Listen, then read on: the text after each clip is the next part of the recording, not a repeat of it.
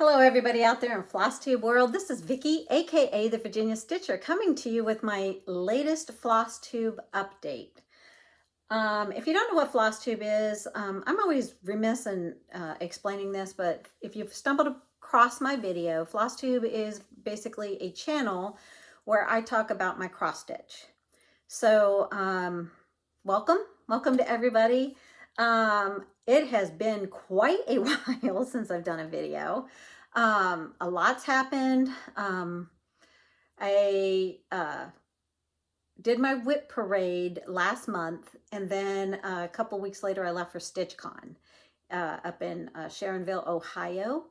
And then when I got back from StitchCon, the next day I started exhibiting some sick feeling symptoms. I started getting a sore throat. Then the next morning I woke up and my head was all congested and had sinus pain and pressure. So I took a COVID test and I popped up positive. Yay, fun. But you know what? I wouldn't change going to StitchCon for anything. I had a wonderful time. I don't blame anybody at all for me catching COVID except for myself.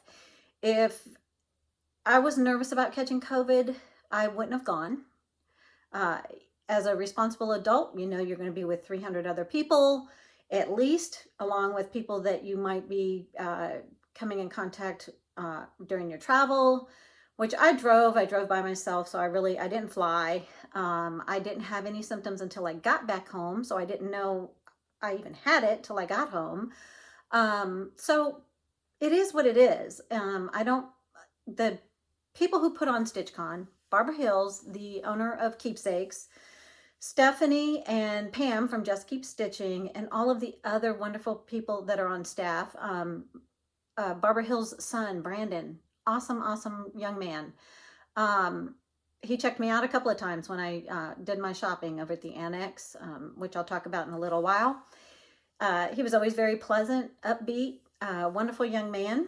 I know Barbara's got to be proud of him. The lady at the cutting table at the Annex, I believe her name was Mary.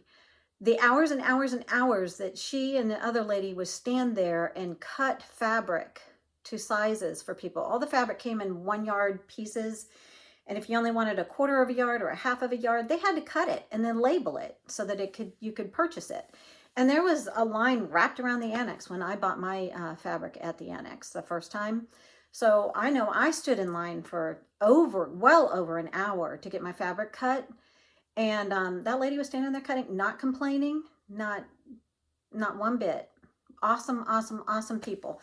I'm not going to go a whole lot into StitchCon. I will sprinkle it through this video. But suffice it to say, I had a wonderful time. And I'm not going to name all of the names because I don't retain names well. But I met a lot of floss tubers. I met a lot of people who say they watch my channel.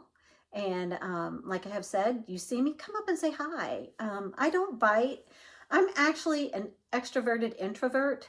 So, I mean, people, you know, I do a video and you would think, oh, wow, Vicki must be this outgoing, you know, life of the party kind of person. Well, no, I'm not. I struggle with being in social situations, especially with a lot of people. So I did have a little conversations with a bunch of people, but, and there were so many people. I mean, StitchCon is such a big event that it's hard to really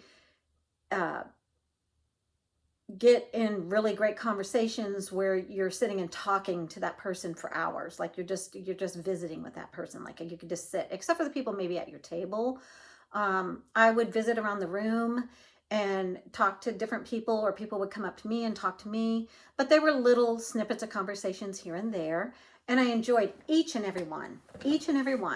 And like I said, I met a lot of the other floss tubers. I had a great conversation with Pam from Just Keep Stitching. Just several people. And I had a wonderful time. I count myself blessed to have been able to go, and I enjoyed each and every minute of it. So I will sprinkle in some of the StitchCon things, but because I was sick with COVID, I am late to the game getting a StitchCon recap video out. So you've probably already have seen enough about StitchCon, and you'll maybe even be sick to death about StitchCon at this point. Like, okay, here comes another Flosstuber talking about StitchCon. So I'm not going to go into everything in great detail. There is some StitchCon haul I have, a couple of pieces I worked on at StitchCon. So those things will be, that stuff will be interspersed into this video. But I am calling this video a mini WIP parade because right after I did my 2 WIP parade videos that I posted back in May, that last week of May, I did a mini mania where I started a new piece every day for the last 7 days of the month. So I have a mini mania to show you. You can kind of see my stack going on over here. You can see part of it. I have this whole desk beside me stacked with projects that I want to show you guys, things that I've been working on. Then I went to StitchCon and I worked on a few things. And then I came back from StitchCon, and when you're sick with COVID, well, what do? I stitched and I napped. And then I stitched and I napped. And in between I would eat something. And the best thing with having COVID is my husband did all of the cooking. So he cooked dinner for us every night. And then I sat completely on a different side of the room from him and ate my dinner, but we would be in the same room. And basically though, I was quarantined here to my craft room where I could sit and stitch all day long, or upstairs in the guest room where I slept and took naps and all that kind of stuff. If I felt really, really rotten, I would go up, take a nap, come back down, stitch for a couple hours, go back and lay down for a little while, come back down and stitch. That was my days for a good week. So, but this morning I finally tested negative. I have been feeling better for the last few days. I thank you for everybody who commented and said that they hope I'm feel better, get better quickly, and all of that kind of stuff. So thank you for your well wishes for me. Actually, COVID felt like I had a bad cold. I had a little bit of aches and a fever and stuff like that, and sore throat and everything. But aside from, I might do an occasional little cough or a little sniffle here or there, but otherwise, I'm feeling fine. I feel perfectly fine. So I have a little bit of notes here. I guess this is Flosstube number 27, I think. Regular Flosstube. And today is June 30th of 2022. And it is a Thursday. So I'm hoping to get back on track with my videos and not have it be over a month again, if I can at all help it.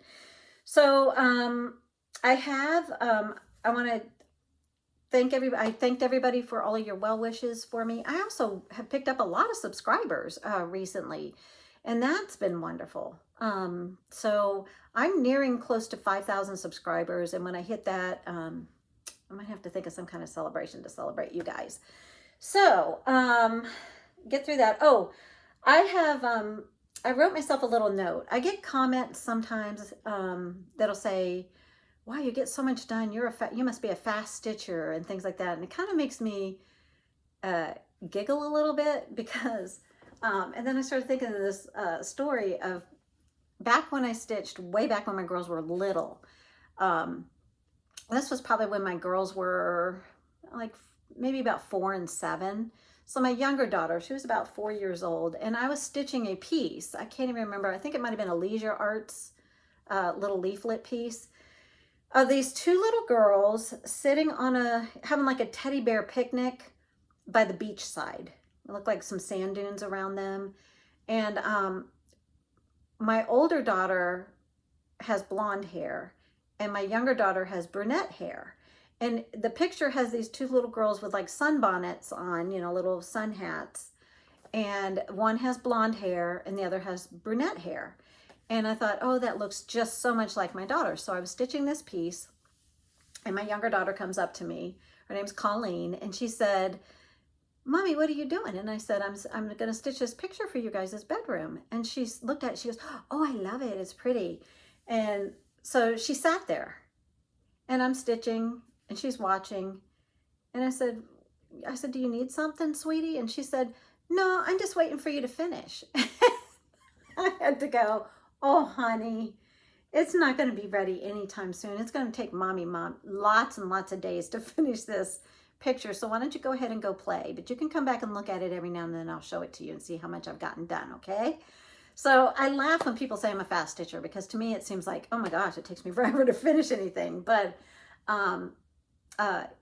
I love all you guys' comments. I just thought I'd share that little memory of back in my younger stitching days, and my daughter thinking that I was going to be able to just whip up a cross stitch project in, I don't know, 15 minutes, you know. So it was funny, you know, to remember that little memory.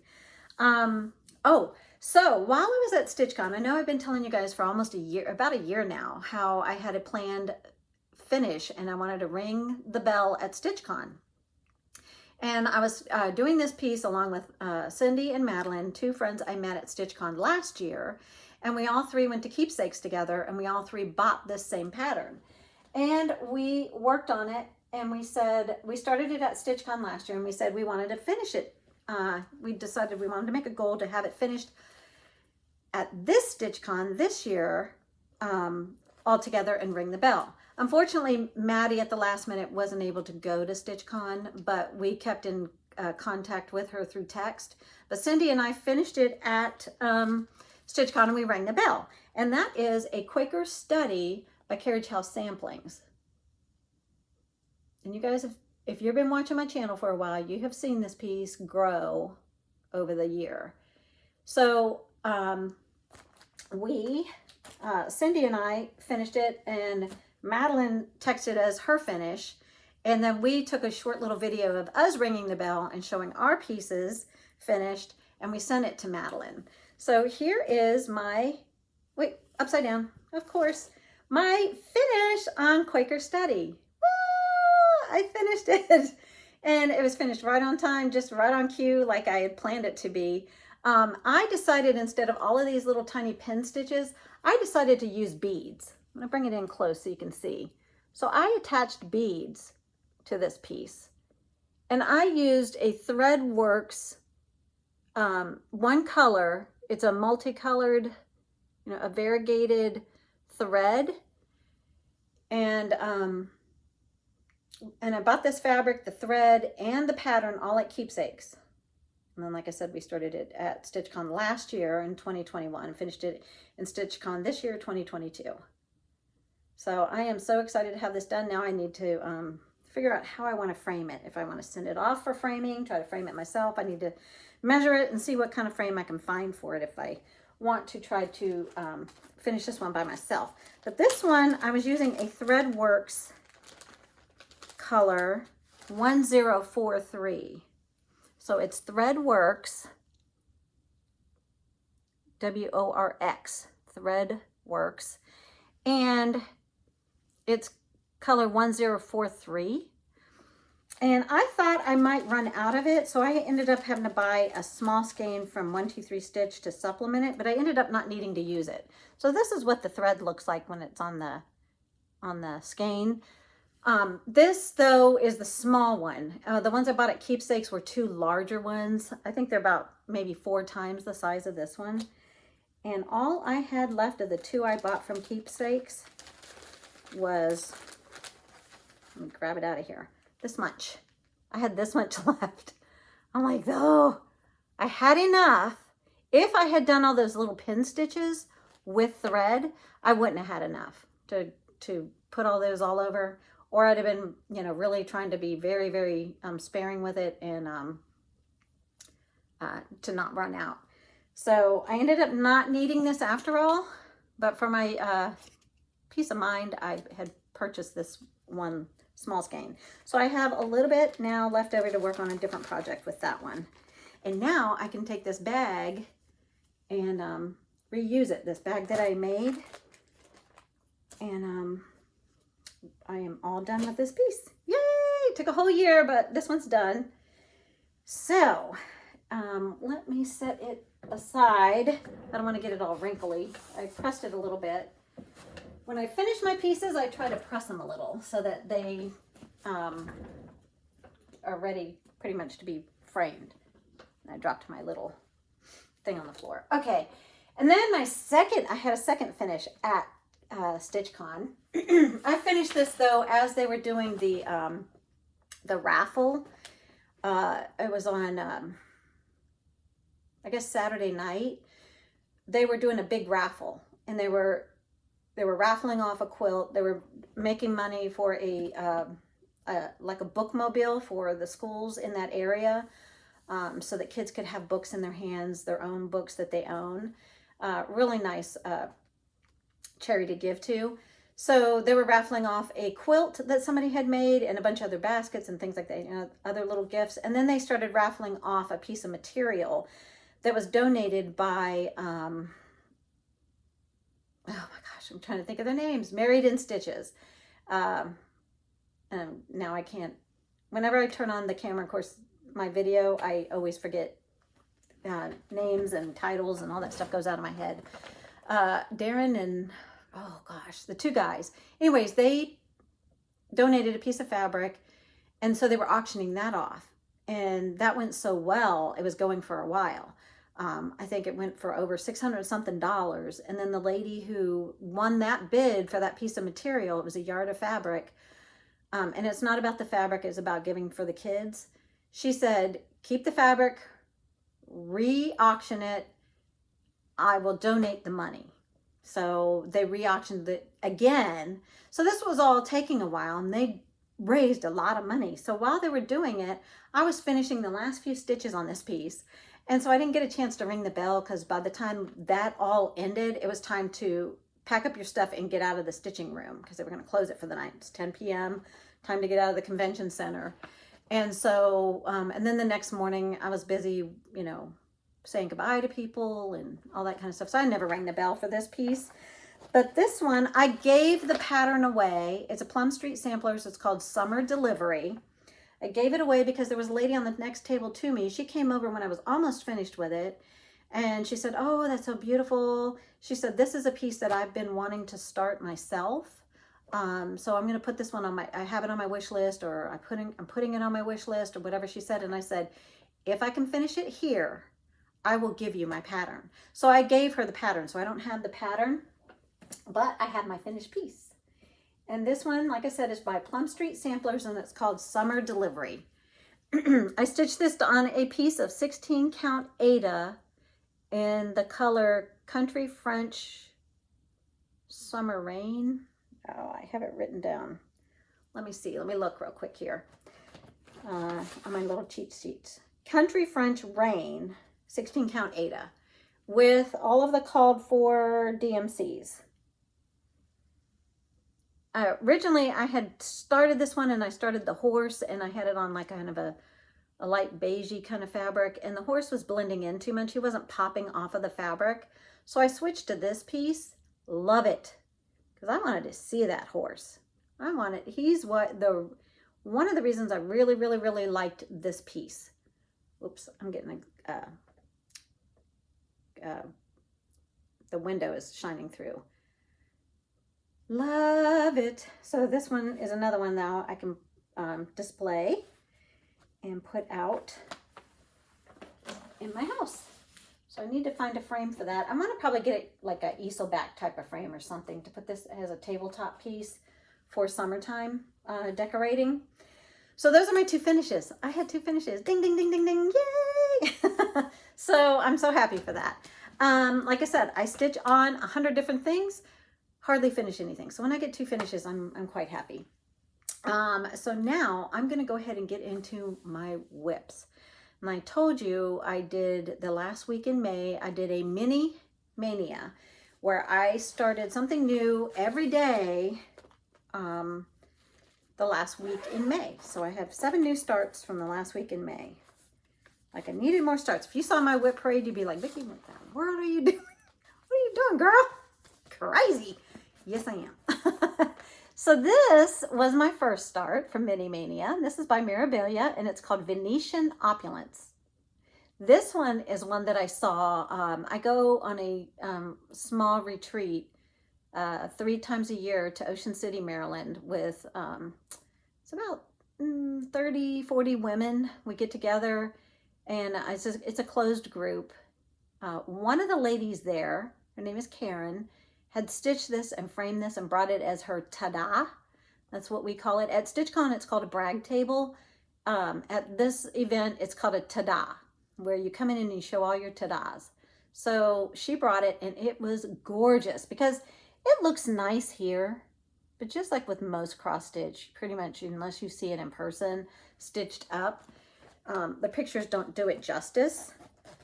So I picked her up, and she's not going to look like much. In fact, I might have to, it's going to be hard for you to tell. And I still have a thread hanging here. I put her on a, let me see if I can get this thread out of the way. I put her on some of my scroll frames, and then I have these little magnetic ties just to take up the slack that sometimes you get on these larger frames in the middle part. Because in a Q-snap, even the sides are snapped in and pulled tight. But when you have it in a frame, these are kind of left a little loose. This is how far I was able to get. Let me see if I can tell you what I'm stitching on. I am using all the called for DMCs, and of course, when I get there, the beads and things for her. But I am stitching her on, let's see if this is looks like a 32 count Lugana. I don't know if I kept I might have the information in here. Oh, here we go. Hold, please. 32 count mushroom Lugana that I picked up at Salty Yarns in Ocean City. I can tell by the tags that it's written on. It's one of their tags.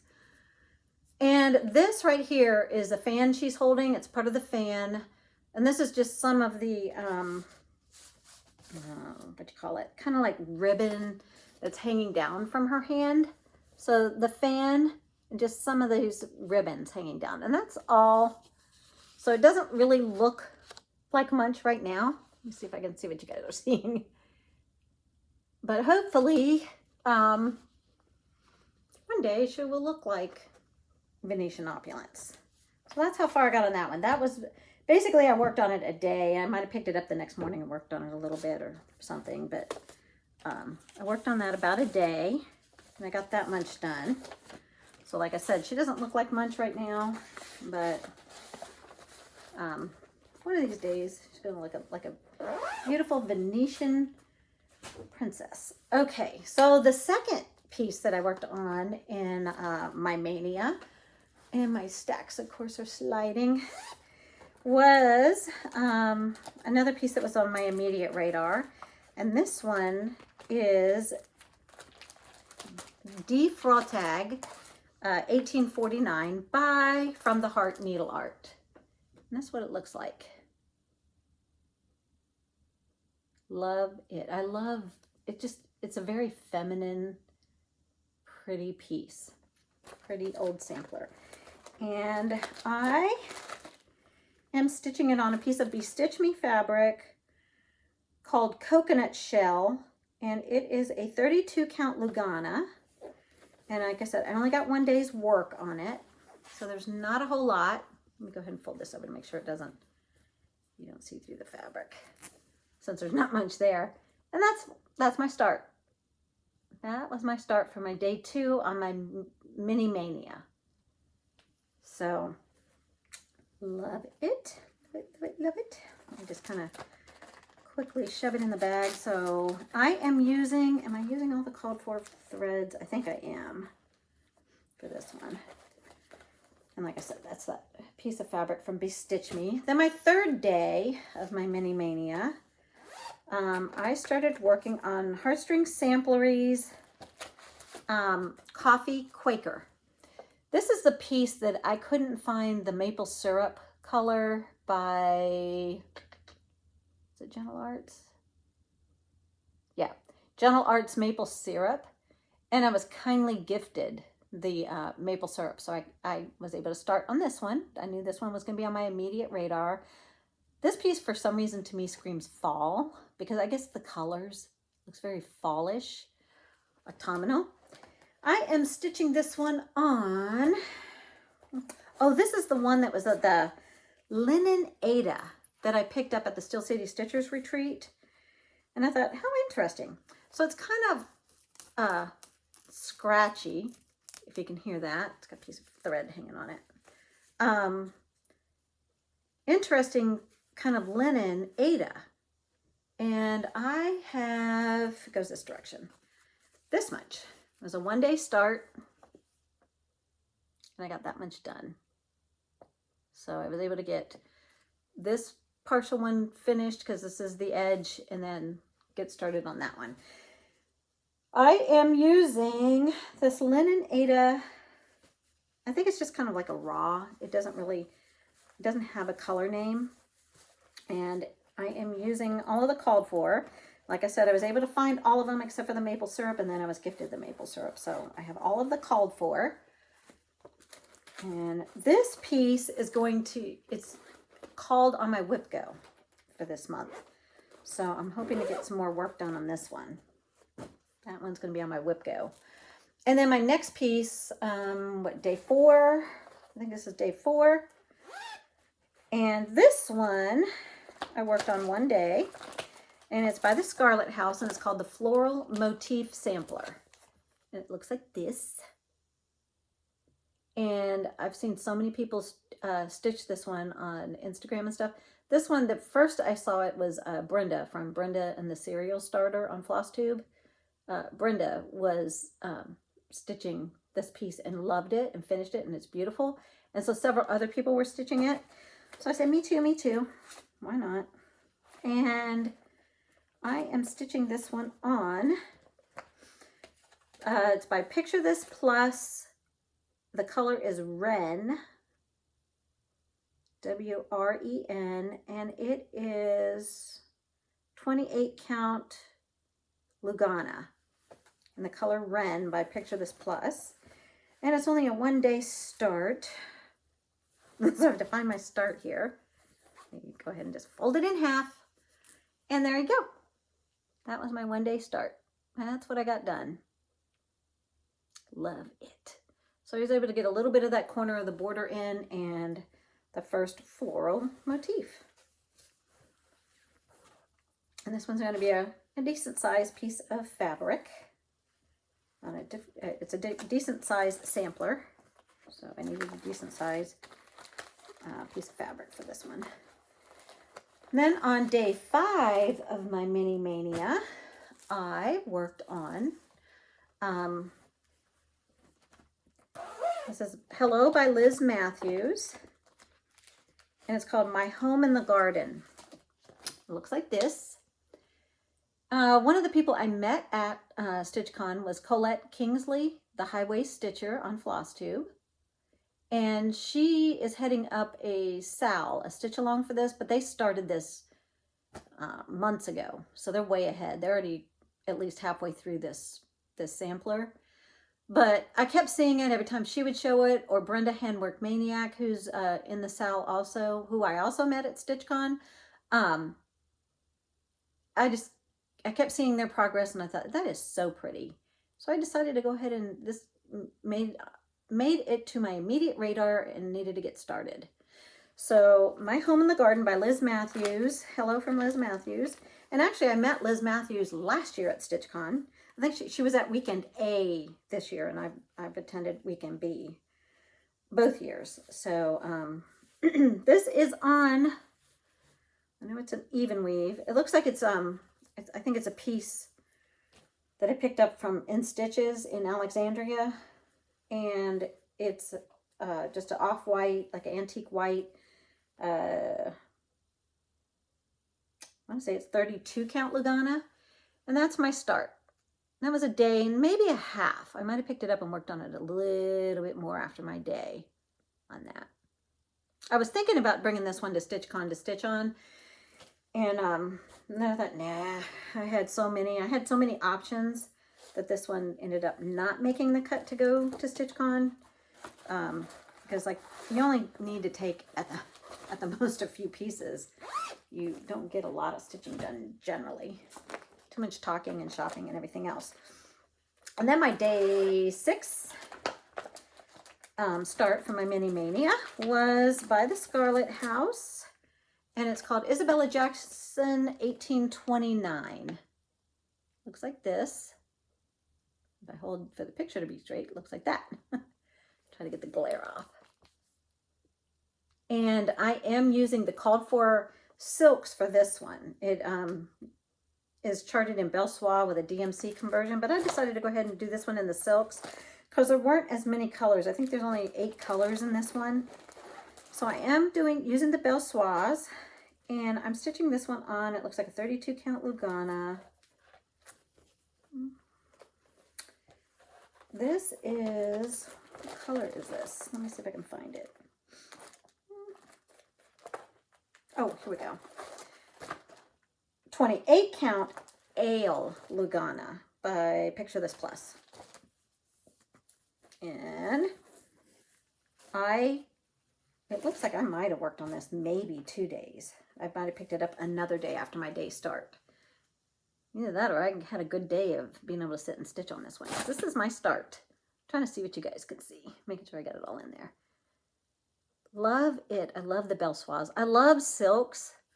But I'm okay stitching with DMC also. So I do a lot of DMC just because if I kitted everything in the silks, I would have to, that would just be, it's a little bit too much of an expense.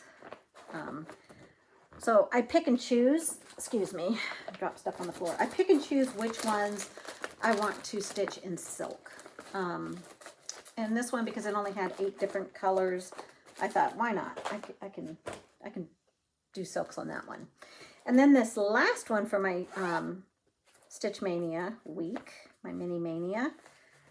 Sometimes these get stuck on the vinyl front of the bags. This one is called Gilet Léger by Reflet de Soie. If I can get it out of here. And it looks like this. And my inspiration to want to stitch this, I've seen it done by a few people, but the one that I was watching, and as she was stitching this through her Flosstube videos, and her finish for this is the Country Stitchers. Deb, I think her name is Deb. Like I said, I'm terrible with names. So her finish on this was so gorgeous. And I am stitching this one on, did I keep the little, this one is charted in Soie d'Agé silks or DMCs, and I don't think I'm using the Soie d'Agés. So let me see if I can figure out what this fabric is. It is a Lugana, I can tell. I might not know what fabric this one is. But let me go ahead and show you my start. There we go. Gilet Léger by Reflet de Soie. And this is kind of a lightly mottled tannish green. Has a little bit of greenish mottling in it on a tannish fabric. And let me see what I'm stitching these with. Oh yeah, I'm doing the DMCs. These are all DMCs. So I'm doing the DMC conversion. I'm not using the, was it the Soie d'Agés? So that is the end of my mini mania. Those are the 7 new starts. I started at the end of May.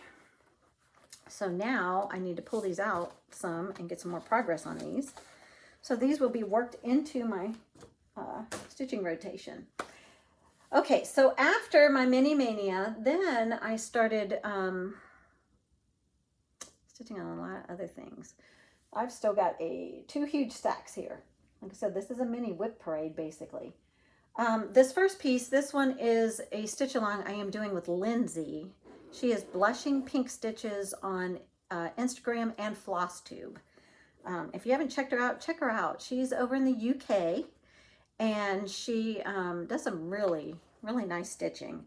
And so she contacted me when she had seen me show that I had this piece and asked if I wanted to stitch it with her. So I said, sure. So we've slated this as a June 1st start, and it's called Forever and Ever. It's part of the Songbird series by Cottage Garden. samplings. And I remember I went back and forth about my fabric I wanted for this one, and I finally settled on this piece. And this one is a 28 count Lugana in the color Springfield Sage. It's just a Zweigart. It's not an overdyed. It's a standard Zweigart color. And I'm using the DMCs for this one. So I did pick it up and I stitched on it on June 1st. So I showed you guys that, I think, since my last video. I might not have. I'm trying to remember when my last video was. No, I think my last video was in May. So you haven't seen this one yet. And this is how far I am. I think I did post it on Instagram though. I don't post a lot on Instagram, but I think I did post this one because it was a stitch along start and I knew I wasn't posting a video anytime soon. But I did take this to StitchCon and I did work on it a little, but I did not get very much farther on this one. I did fill in, I think, some of this fill in the middle of the flower at StitchCon, and that's it. That's all I did on this one. So wherever you see the lighter color filled in here, that's all I did. I think this was the first thing I picked up and worked on at StitchCon. Well, besides my Quaker Study. But then when I finished the Quaker Study, I pulled this piece up and I worked on it for a day there. So that, and I am using, I'm sorry, I told you the fabric, but I am using the DMCs. I don't remember if it's charted with anything else. Let me see.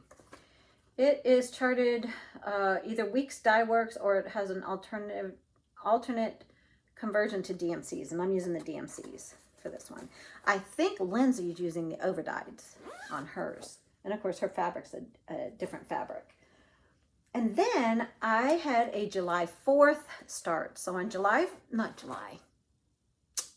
4th, right? Let me look. Yeah, for 4th stitching. What I want to do is start maybe having a patriotic piece every 4th of the month. Kind of like, you know, here in America, we celebrate 4th of July, a very patriotic holiday. So on the 4th of every month, if I pull up a patriotic piece. So I wanted to go ahead and start this one because this one has been on my radar to start. I have really, really wanted to start this one. And my inspiration for this one is Christy from Crosshatch Quilts. She has this, she shows it usually a lot of times at the beginning of her video.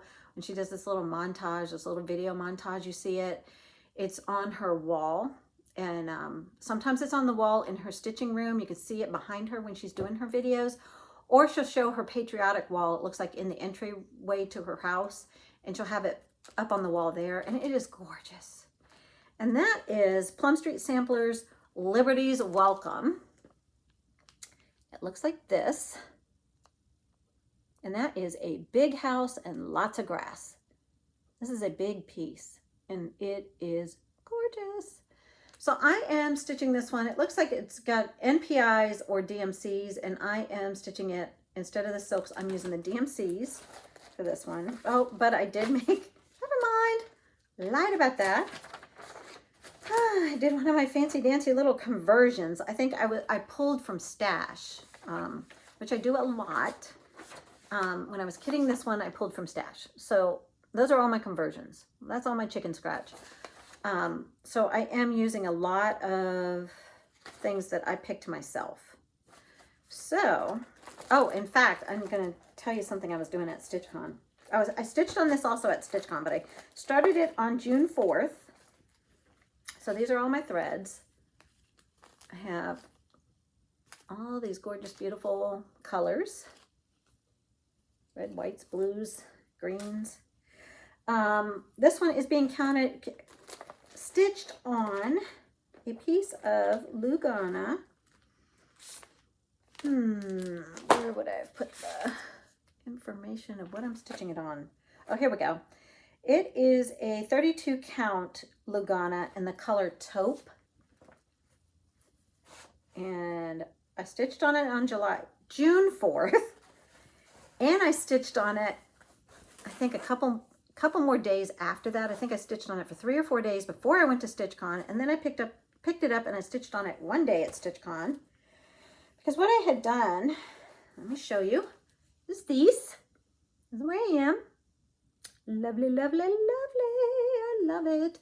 What I had done was I had all of this done. And then what I wanted to do before StitchCon, because I knew I wanted to bring this piece to StitchCon, I wanted to count down and get to the roof line of the house. So I was able to do that before StitchCon, and I went ahead and put all the dormer windows in the roof of this house. And then I outlined about this much of it and started filling it in a little bit. So then I got to StitchCon, and all I had to do is work on filling it in. I probably filled it into about here at StitchCon. That's all I did at StitchCon on this piece in one day. But I came home and I worked on it some more. Like I said, what do you do when you have COVID? You don't feel good, you sit and stitch, or you take a nap. So I sat for a while and I was filling in some more. And then I squirreled and worked on something else.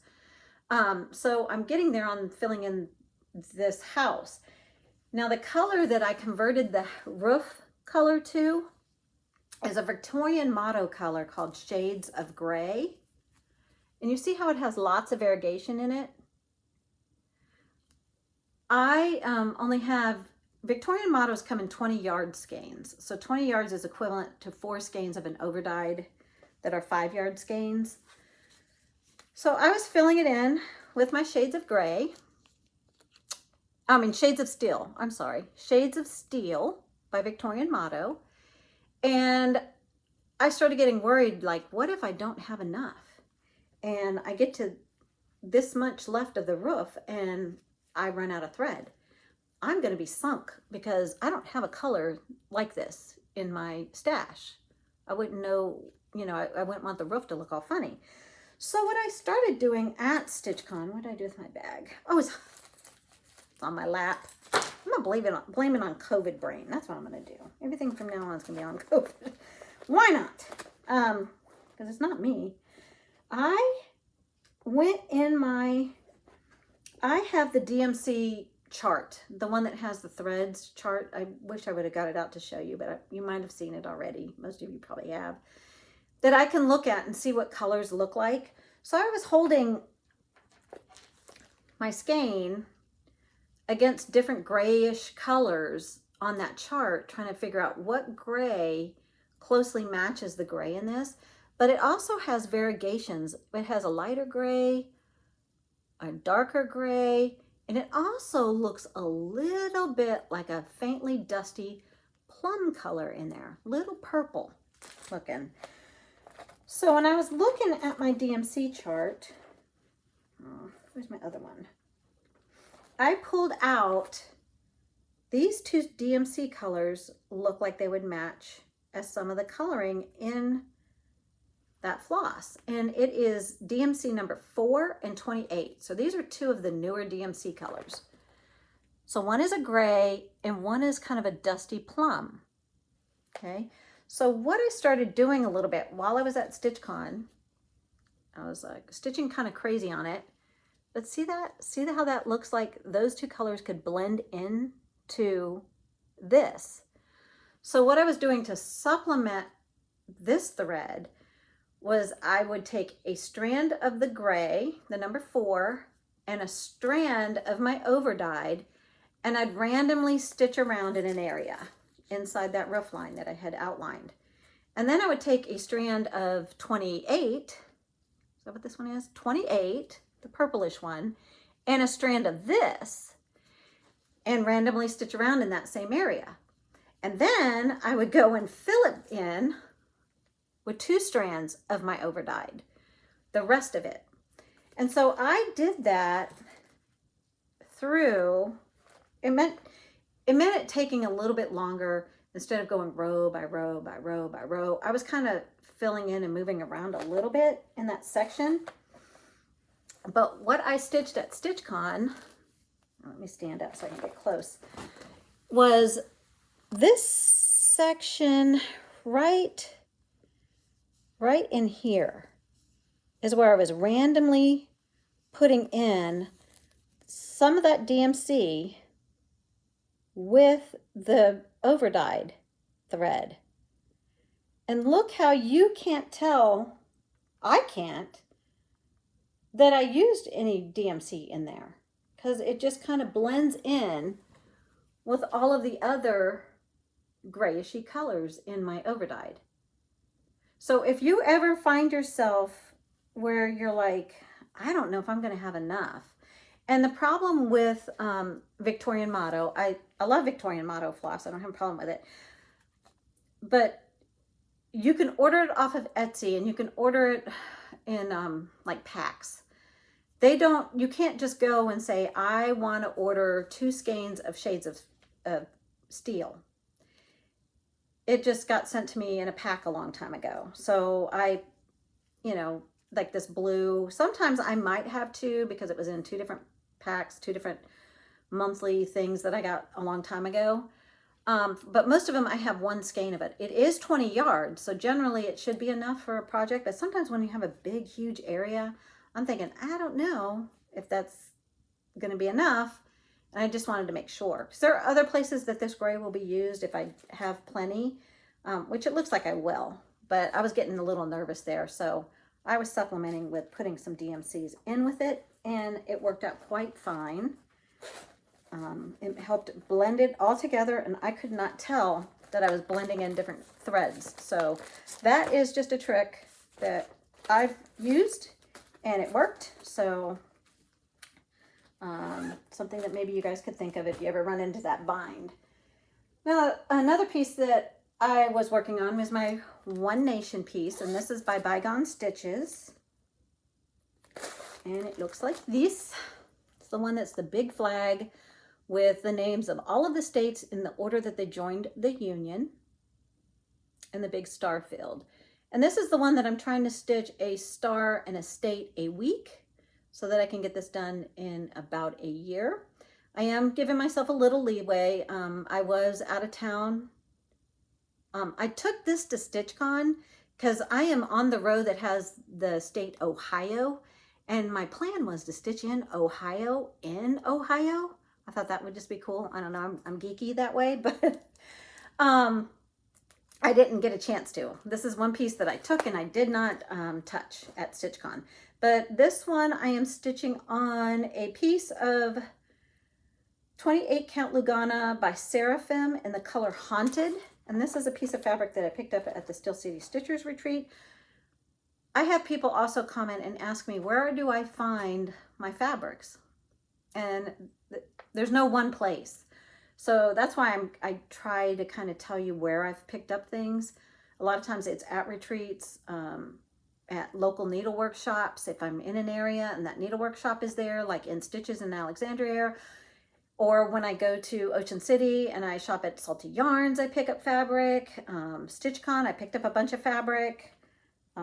Places that I know that I can find some different fabrics, that's where I will usually shop a lot on the fabric at these events. So this is my piece so far. And since you've last seen it, I was able to come in and do 2 more stars and do, what do we got? Vermont and Kentucky. And on, I think even more. Yes, and I got North Carolina, Rhode Island, Vermont, and Kentucky. I got all 4 of those states. I did this red line. And so the next state was going to be Tennessee and then Ohio on this line. So Ohio was going to fit in here. So I thought, let me fill in this here and see if I can get down, just count down to Ohio and stitch it in. But I just never got around to getting that stitched at StitchCon. But this is where my One Nation by Bygone Stitches is. This is the progress on this one. So I need to come in and grid some more of this star field in so I can fill in some more stars. And so hopefully the next time you see this, there'll be a little more progress on this one. I think I'm going to try to make this a morning piece. I think I'm going to flip-flop between this and another piece in the mornings to try to get consistent progress on.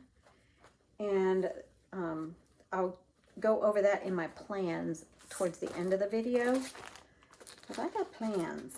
I got plans. Whether I follow my own plans, I don't know. But I make plans. And if I break them, I break them. You know how it is. I must be a rule breaker. At least my own rules anyway. So I'll make my rules. I can do whatever I want. This next piece was a new start. that I started, when did I start this one? Let me see if I can see. Got my notes here. I started this one on, looks like June 11th. I started this piece. I picked this one up when I was at Salty Yarns in Ocean City the last time. And this is by Kathy Barrick. And it's called In Heaven and Nature Sing. And this is the one with this big deer. This is another one I think Christy at Crosshatch Quilts has done. And I just recently saw somebody else had stitched this. Beautiful. I'm stitching this one on, it looks like I kitted it from stash, picked in a bunch of just threads I had on hand. And I'm stitching this one on a piece of 32 count Lugana in the color Clay that I picked up at Ocean City. Let's see if I can get it in the right direction. And I love it on this. And I have a deer rear. I got the back side of the deer started. So that's as far as I got. Because you know what? That was probably, 2 days of stitching. There's going to be a lot to this deer. Because that's just his back leg and his tail. And a little bit of... I had thought I might take this to StitchCon because I could just fill this in. Because I got it all set to just do some fill in here. And then I didn't. I didn't bring it. I only wanted to bring a few pieces. And this one just didn't quite make the cut. What did I didn't have a bag. I don't even have a bag for this one yet. So I need to... I've got some bags cut out to... some fabric cut out to make bags. And then when I was at StitchCon, I brought a piece to start. And this is a small piece. And I brought my lighted magnifier that I have. It's an Ottlight brand that I bought on sale at Joann's down the street. And I forgot the cord. I didn't bring the cord to plug my light in. So I decided when I was in my hotel room in the evenings that I would sit and stitch on a piece that was easy for me to see in just the hotel light. Turned on every lamp around me. And so this one is being stitched on a 16 count piece of Aida, so it's easier for me to see. And it's not a super hard, intricate piece, but it is something I started. And this one is by Cottage Garden Samplings, and it's called, it's called Summer at the Shore. It's one with the seagull. I thought maybe it was one of the Songbird series, but it's not. Summer at the Shore. And so I decided all of this is filling down here. This would be easier to have a place to start. So I started down here this time, and I've worked my way over to, I think I'm in the middle of this thing this pole, this wooden, I think it's called a pylon or whatever, that he's standing on, probably on a wharf. I am stitching it on 16 count Aida in the color Country French Cafe Mocha. What did I do with him? Oh my gosh, maybe I'm not ready to do this video. It's in my lap, and this is how far I got on this one. Let me hold something up behind it. I was able to get those waves, and like I said, I got most of this. I've got this color here over onto this side. And this is my Stitch from Stash, my own color conversions.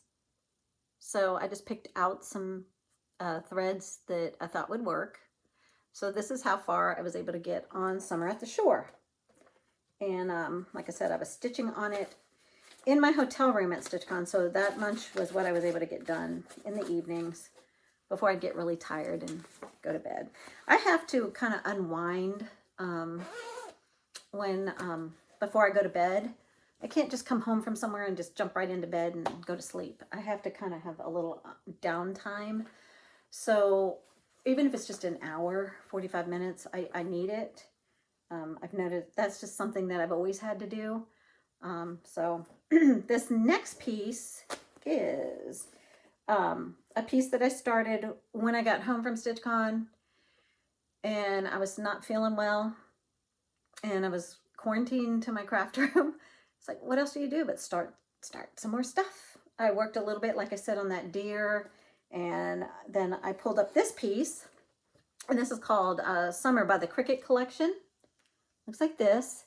I originally was thinking about trying to put it on a purple piece of fabric like this, but I didn't find anything real light lavender like this at StitchCon, at the Annex, or at Keepsakes, at least in the little bit of looking I did. So instead, I decided to do it on this blue piece of fabric, and I don't know what it's called. And I still have a piece of thread hanging here. Let me get that kind of out of the way. There you go. And this is how far I was able to get. I'm loving this. It looks like Glacier, and it might be a piece that I cut off of the Glacier piece that I'm using for something else, the Huckleberry Farm piece that I'm stitching on. So I was able to get the S done, got the little hat and the chair, and I started working on the U. But I was going to come in, the other stripe in here is white, the white color, and that's what's hanging there. But then I squirreled again and started on something else or whatever. So that is Spring by the Cricket Collection. I mean Summer by the Cricket Collection. I have Spring in this bag also. So then, while I was at StitchCon, there's a brag table there. And this one young lady, her name is Veronica. She had a piece up on the brag table. And it is Mirabilia's Stargazer. And her stitching on that and the fabric that she picked. I was sitting clear on the other side of the room from the brag tables. But all the way across that convention center room, I saw that Stargazer leaning up against the wall in her frame. And I said, I have to go over there and look at that closer. It is gorgeous. And I looked at it again. I took a photo of it. I don't know if this is going to show up. Here's my phone. I don't know if it'll show up well. Showing it to you off of my phone. Where is she? And there was a lot of glare in the room.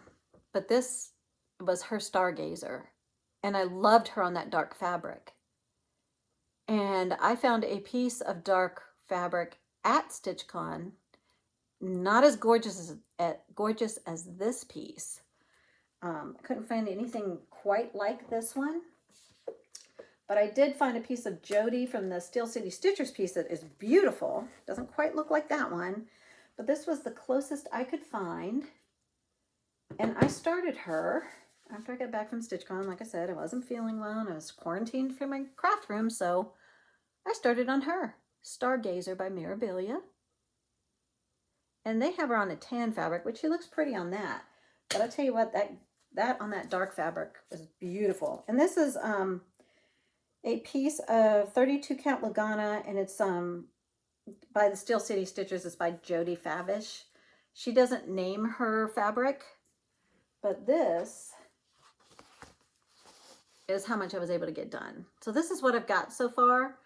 I'm thinking when I get to the lighter parts, this is just her shoulder, her arm here, and then starting down, to her waist and getting to her skirt area.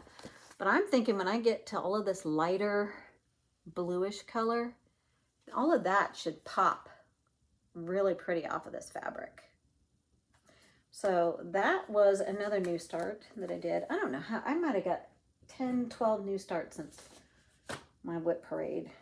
I'm crazy like that. So, and this is her bag. This is just a bag I made. Another one of my bags using Elizabeth Ann Can Stitch tutorial on how to make bags. You can hear all the beads in there. That's the beads for the Stargazer. So then I decided another thing, like I want to start maybe trying to see if I could rotate in a patriotic piece on the 4th of every month. I also wanted to try to rotate in a Christmas piece on the 25th of every month if I can. So that I can get more work done on some of these seasonal pieces that normally I'd only work a month or two on of the whole year, and then it would be put away for a good 10 months and not touched. So I decided for the 25th of this month, I wanted to work on one of my Christmas pieces, and it is a blackbird piece that's in this book, Home for the Holidays, and it is the Christmas garden piece or project. And so I pulled it out and I worked on it on the 24th and the 25th. And I was able to, this one's being stitched on a piece of 16 count Aida, let me look real quick, in the color Heritage by Picture This Plus. And it looks like, where am I on this one? Looks like this. So on those 2 days I was able to, I think my border only came to here. So I came and I brought the border down. And I had pretty much this done on this side. I had this plant in. I didn't have this motif in though on this side. And then these couple of little tiny ones up here. And I noticed I was missing a leaf down here, so I filled that in. I did this deer, this tree, this plant, and this plant. So all I have left to have this top section done is there's a little motif here and a little motif here. I'll show you. I just, what do I need? This one and this one. I still need to stitch those two in. And then I'm done to here. And then we'll start this sections down here. So I've almost got the top section finished on this one.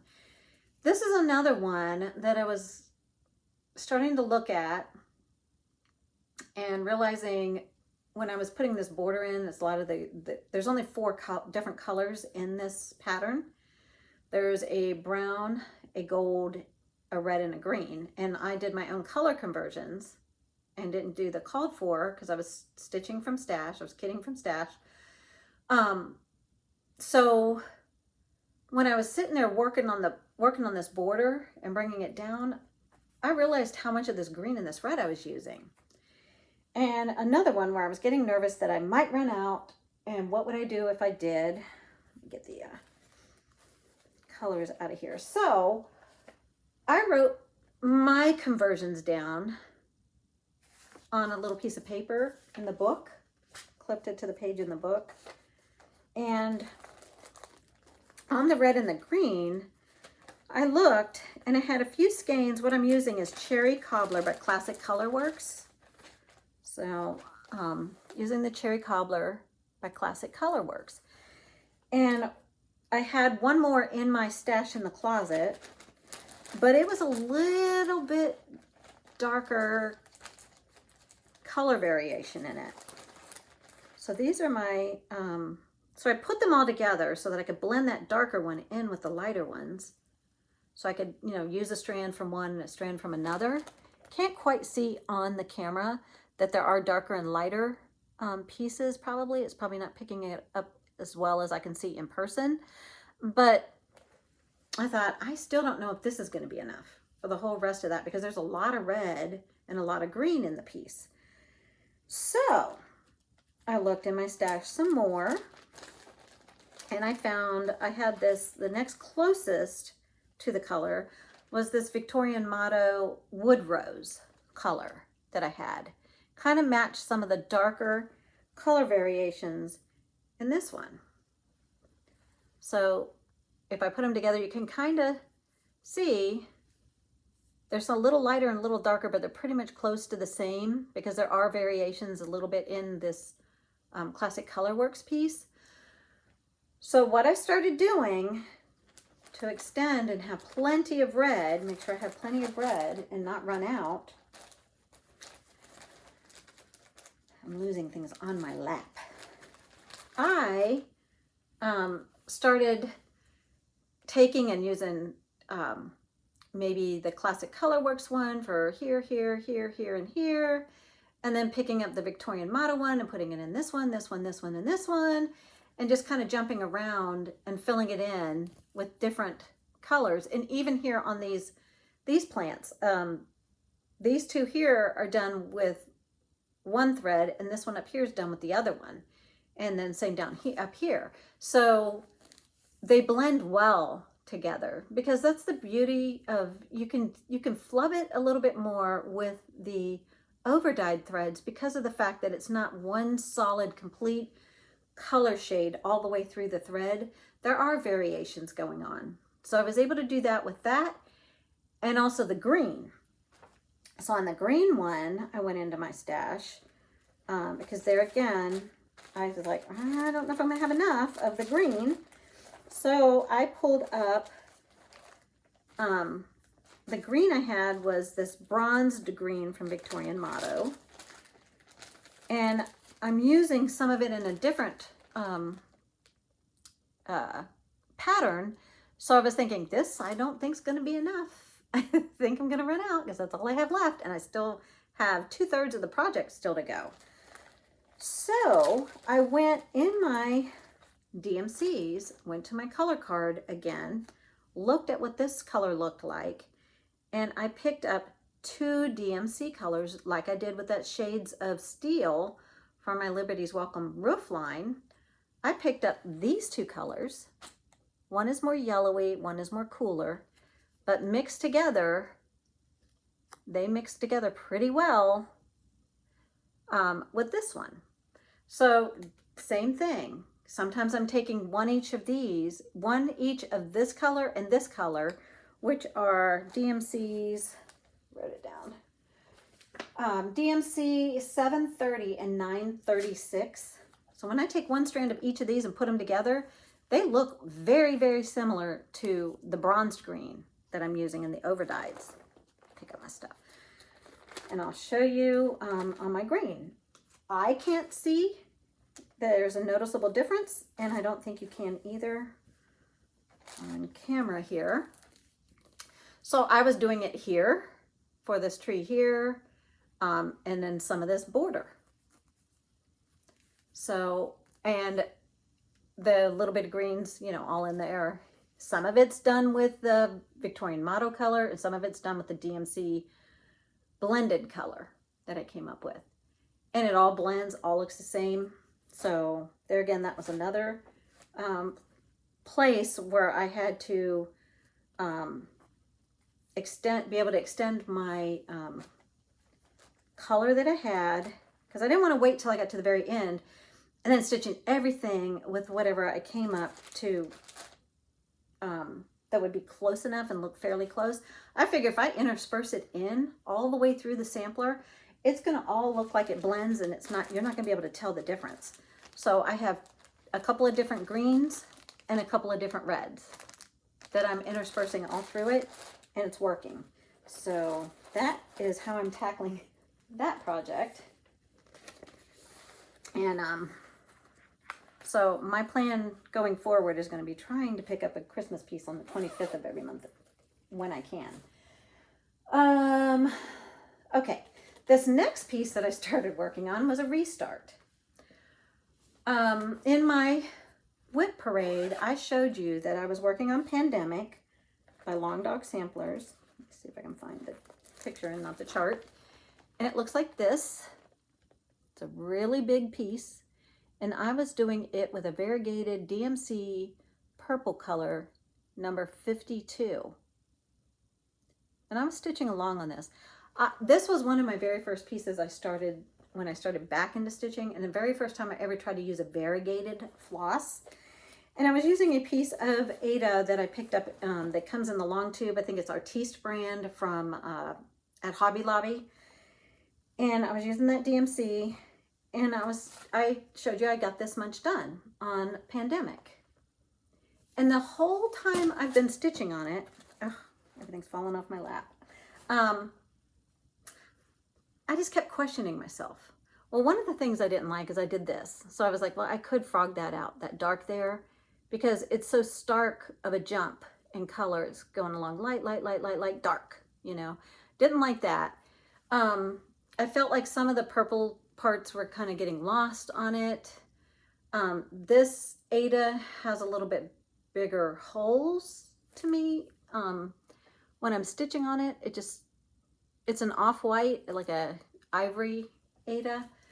And I thought it's pretty, but I've been questioning myself on it several times. And I even, when I saw Colette, the highway stitcher at StitchCon, I told her, I said, your pandemic, she is doing one with a Mrs. Sada's silk in a beautiful blue, like a turquoisey blue color. I can't remember what fabric she's using, but it is gorgeous. And I thought, I want to do mine in blue because hers is pretty. You start getting that, maybe theirs is prettier, maybe I'll do that. But then what I decided, also, this is a big piece. If I stitch it on purple, it's not going to go anywhere in my house, but probably here in the craft room. I could hang it on a wall down here. If I stitch it on a more neutral color that would be able to go in like my living room, dining room area, we have a kind of an open concept upstairs with the living room, dining room, kitchen are kind of all one big great room. I could hang it up there somewhere and be able to enjoy it much more in the house. And so I switched, what did I do with it? And I restarted this piece. And I restarted it with a Silks for You. This one is PR128. Show you the color I switched. It's more of a kind of a neutral, but it changes colors from grays to kind of rusts to coppers, like coppers to gold. It's almost like a metallic. It's almost like it goes from silver to copper to gold. Really, really pretty. So this is half of the hank. Because what I do is I cut my hank in half. I look and I see, so far on my Silks for You that I have received, they usually go through the color pattern twice. So this has the gray to the copper to the gold on this half, and so does this half. Gray to the copper to the gold. So I cut it in half to make it the lengths, because when I'm stitching with it, I have about this length, which works perfect. And then I just kind of wind it up, and I'm keeping it in this bag to keep it from getting all jumbled all over my project bag. And I work by grabbing one of the 6 strands, and then I stitch it, and grab another 6 strand, and I stitch with it. The other one I was stitching on a 16 count Aida in the 2 threads over 1, 2 over 1 on 16 count. This one I'm using 1 thread, 1 over 1 on a 16 count, but this isn't over dyed. So this 16 count is kind of tighter weave. And this one is a color and cotton, this one aged paper. Let me see what the color is real quick. I kept the card on here somewhere. Sorry, it's here somewhere. Oh no, I pulled it off, I think, and put it in the bag. Should be in here somewhere. Yep, here we go. Oh, this is 18 count Aida. I'm sorry. This is 18 count Aida by Seraphim in the color Old Stationery. So this is a little bit smaller stitches. So I'm doing 1 over 1 on 18 count. And it's pulling in the Q-snap, so it looks a little crooked. And this was a WIP Go piece that was called a couple of months ago on my WIP Go board. And so, and all of my goals on my WIP Go is to work 10 hours on each piece that's called. So this is 10 hours that I put in on over the course of like 3 days to work on this one. So it's smaller, a little bit smaller. And this is a big project, so it'll be a little smaller on my wall. It's also, like here it is on 16 count. It's also more neutral, so it can go anywhere in my house. I still love the purple, but I think I'm going to be more satisfied doing it on a smaller count with a more neutral thread. That the variegation is kind of a little bit more subtle, I think, anyway. There's nothing that's really stark light to stark, really stark dark. So far this is what this one looks like. I haven't, I'm not gonna frog out all of this. I always can change my mind and start working on this one again too, you know, go back to this. Or what I thought is I'll just cut off that and I got the rest of this piece of fabric, because this needed a large piece of fabric on 16 count, and use the rest of this fabric for something else. I was even thinking I can practice trying to dye some fabric by using some of this and seeing what I can come up with. So that's my saga on my pandemic. And this piece in my plans moving forward, sorry, my nose is itching. When I start moving, I think fibers fly off of my stuff and start tickling my nose. This I started about 2 years ago, and that was as far as I got, like about 2.5 pages done out of 20 pages. This one, so far, I've worked 10 hours and I got this far. I still have, you know, I was 3 times as far as this previously. What I want to do, and I think the reason I was working so slowly on this was I was never sure of if I liked how it was coming out.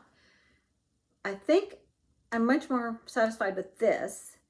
And what I want to do is try to have this, like I said, my One Nation piece will be a morning rotation piece where I just pick up and put in a thread or two, like work on it half an hour most mornings, and rotate it in with this one, where maybe I go and I put a couple of strands of thread in this one every other morning, you know, so that each week I'm getting 3 or 4 days work on this one and One Nation for the weeks that I'm home and available to do that anyway. So that is my plan for that one.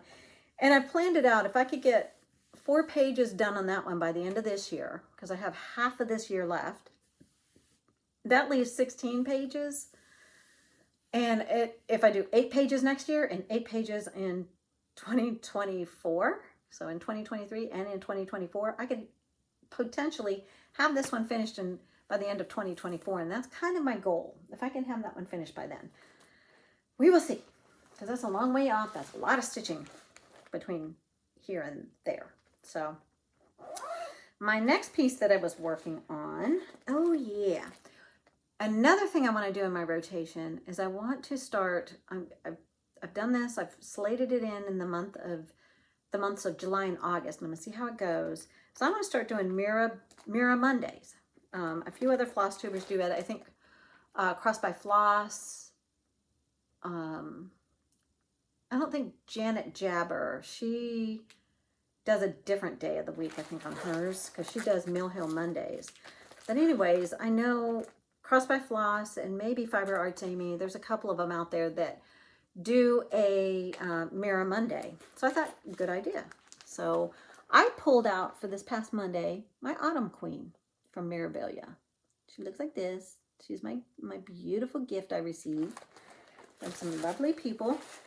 And I am stitching her on a 32 count Lugana in the color Platinum. So I pulled her up one day and I was working on her and I got a little bit more done on her than when you last saw her. And that's what she looked like. Yay! So I came in and I did a little bit of the dark color. That was missing a little of the dark here, a little bit up here. And then I came in and I filled a little over here and all of this. So I was working kind of in her waistline and stuff there, in her torso area, and a little on her sleeve. So that is my Autumn Queen by Mirabilia. And I'm stitching her with the called for DMCs, and I have the beads and things like that she will need in here with her. So that was the Mirabilia that I picked up for this past Monday. I have a handful of Mirabilias on the go. Like, I just started Stargazer, and now I got this lady. Put it on the stack down there. So if I kind of rotate through them so that I can touch on all of them periodically through the year, that is my goal. This one in my one of my Garon toten bags, my coffee bag, is my what I am going to do as my Sunday stitch. Christy from Crosshatch Quilts and Again, there's a couple of other, maybe Olivia from Pumpkin Hollow Quilts, and somebody else, I think. They do what, I think Mischievous Stitches, Lori Mischievous Stitches does this also. They do a Sunday stitch. And I thought, that is a great idea. So what I want my Sunday stitch to be until I finish it, is my goal anyway, is to keep this as my Sunday stitch, is his eye is on the sparrow. Looks like this by Heartstring Samplery. And I did an upper left-hand start, so I've been working up in here. I had a bunch of that done. If you've watched my WIP Parade, you saw my progress on this one so far. Sorry. Every now and then I get a little bit of a cough still. I was able to pull it up this past Sunday and start that Sunday stitch thing. So on weeks I'm home and I am able to do a Sunday stitch. This is the piece I plan on pulling out on Sundays to do that. And this one is being stitched on a piece of 32 count Lagana in the color Vintage Country Mocha. And this is where I am. So what I did this past Sunday was work some more on this border. So I think I had this flower partially done. I finished that flower, brought the border across, and did these 3 flowers. I actually had this flower partially done. I had the green leaf part of it done. And I realized that I was off. I was off somewhere on the stitching here, like 1 stitch off. And I thought about flubbing it, and I started stitching the flower in, and the flower was getting messed up, its placement also. And I thought, nope, I'm just going to frog it out. So I frogged out what I had done here. That's why I skipped that space. So I need to fill that in next time I pull this one up. Loving this piece. This one is being stitched with a blend of the called for overdyes and the some of my own conversion. There were a few that I picked up and picked my own colors because I didn't have them in my stash or wasn't able to get them. I think I kitted this at Salty Yarns. I went and I found all of the threads that they had and this piece of fabric at Salty Yarns when I was there in April. No, maybe it was the time before. I don't know. And they didn't have a few of the colors, so then those I came home and looked at what I had in my stash and picked comparable flosses to fill in the missing ones. So this is my piece. Get a drink.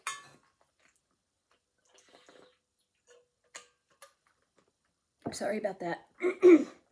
I still sometimes get a little bit of a cough or a little sniffle sometimes from my recent illness. Might take another week or 2 for that to go away. But that is going to be my plan for my Sunday stitch.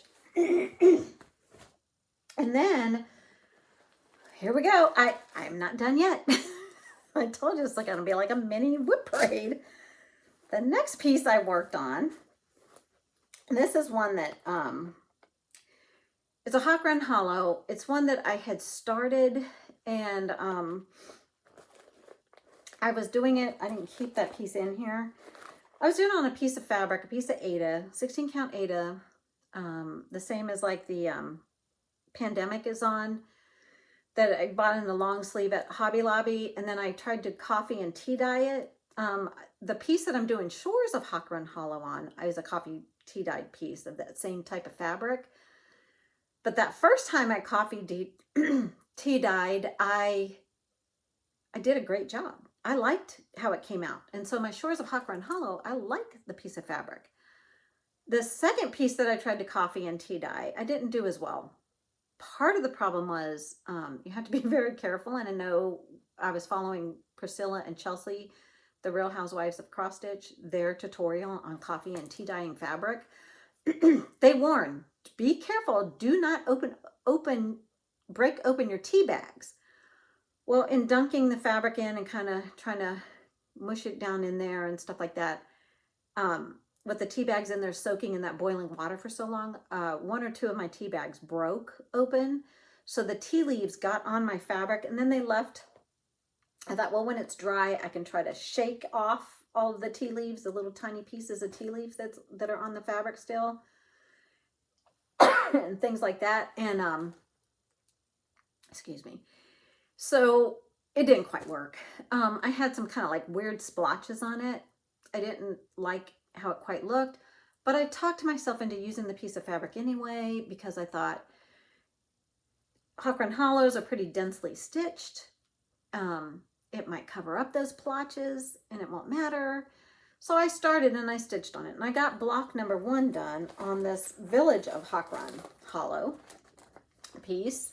So I had finished this block, and I was going to come in and start stitching on this block. And I was like, this is a big piece that I'm going to spend a lot of time stitching on. If I'm not really happy with the fabric I'm stitching it on, why am I going to spend all that time stitching this and not be happy with the end result?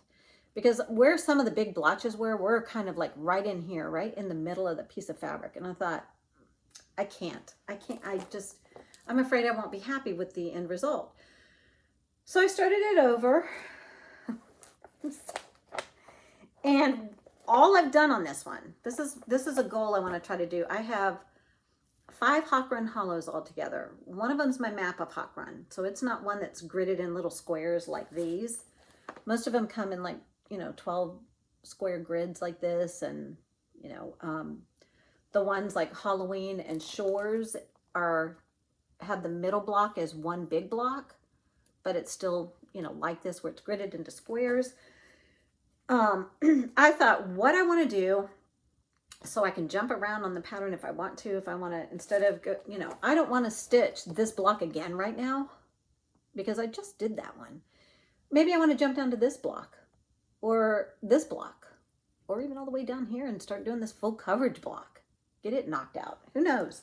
Or when I might whittle away at this full coverage block as I'm stitching the other one, so that when I get down to that block, it's not such a beast of filling all that in. So I want to grid out, try to work at gridding out by the end of the year is my goal, to have all 4 of the other pieces.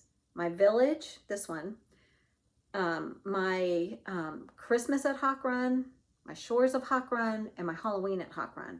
If I could get all of those squares gridded in, then I can move around the piece however I want. So I've been taking this one the last couple of days. I had some of this done a few days, a couple of weeks ago, I think before I left for StitchCon. But the last couple of days, it was nice to sit out on my patio. And I thought, I want a piece that's easy to stitch on. So I just grabbed this and started gridding on it. It's one color. And I had already put the bones in. I had already gone and counted down my 92 stitches, 92, skipped one, 92 stitches, skipped one, 92, all the way down. There's another skip space here. Did this whole line, and I had already done this whole line across, so that, these last couple of days, and then a couple of evenings watching TV in the room with my husband. Like I said, I sit all the way on the other side of the room. I've been quarantined. I am finally able to I'm not positive anymore for COVID, so I can be around my husband again. But I worked on filling in, doing this stitching here on my porch a couple of days to get some fresh air, because I've been quarantining down here in my craft room, and I thought it'd be nice to get out and get some fresh air. The weather was pretty nice. The humidity was a little low, and it wasn't too bad out, and my porch is shaded for a good part of the day. So I sat out there and I stitched on it, and I stitched on it while watching TV. So I still need to grid in some more of this one to get this one there. But at least now I could even, because like I said, this first block, I'm not going to start with that block again. I might jump to here or here. Now I've got some options. I can already jump to, a couple of these different blocks if I choose, and start stitching in one if I want. But this one, I switched this to a piece of, I left the tag on here.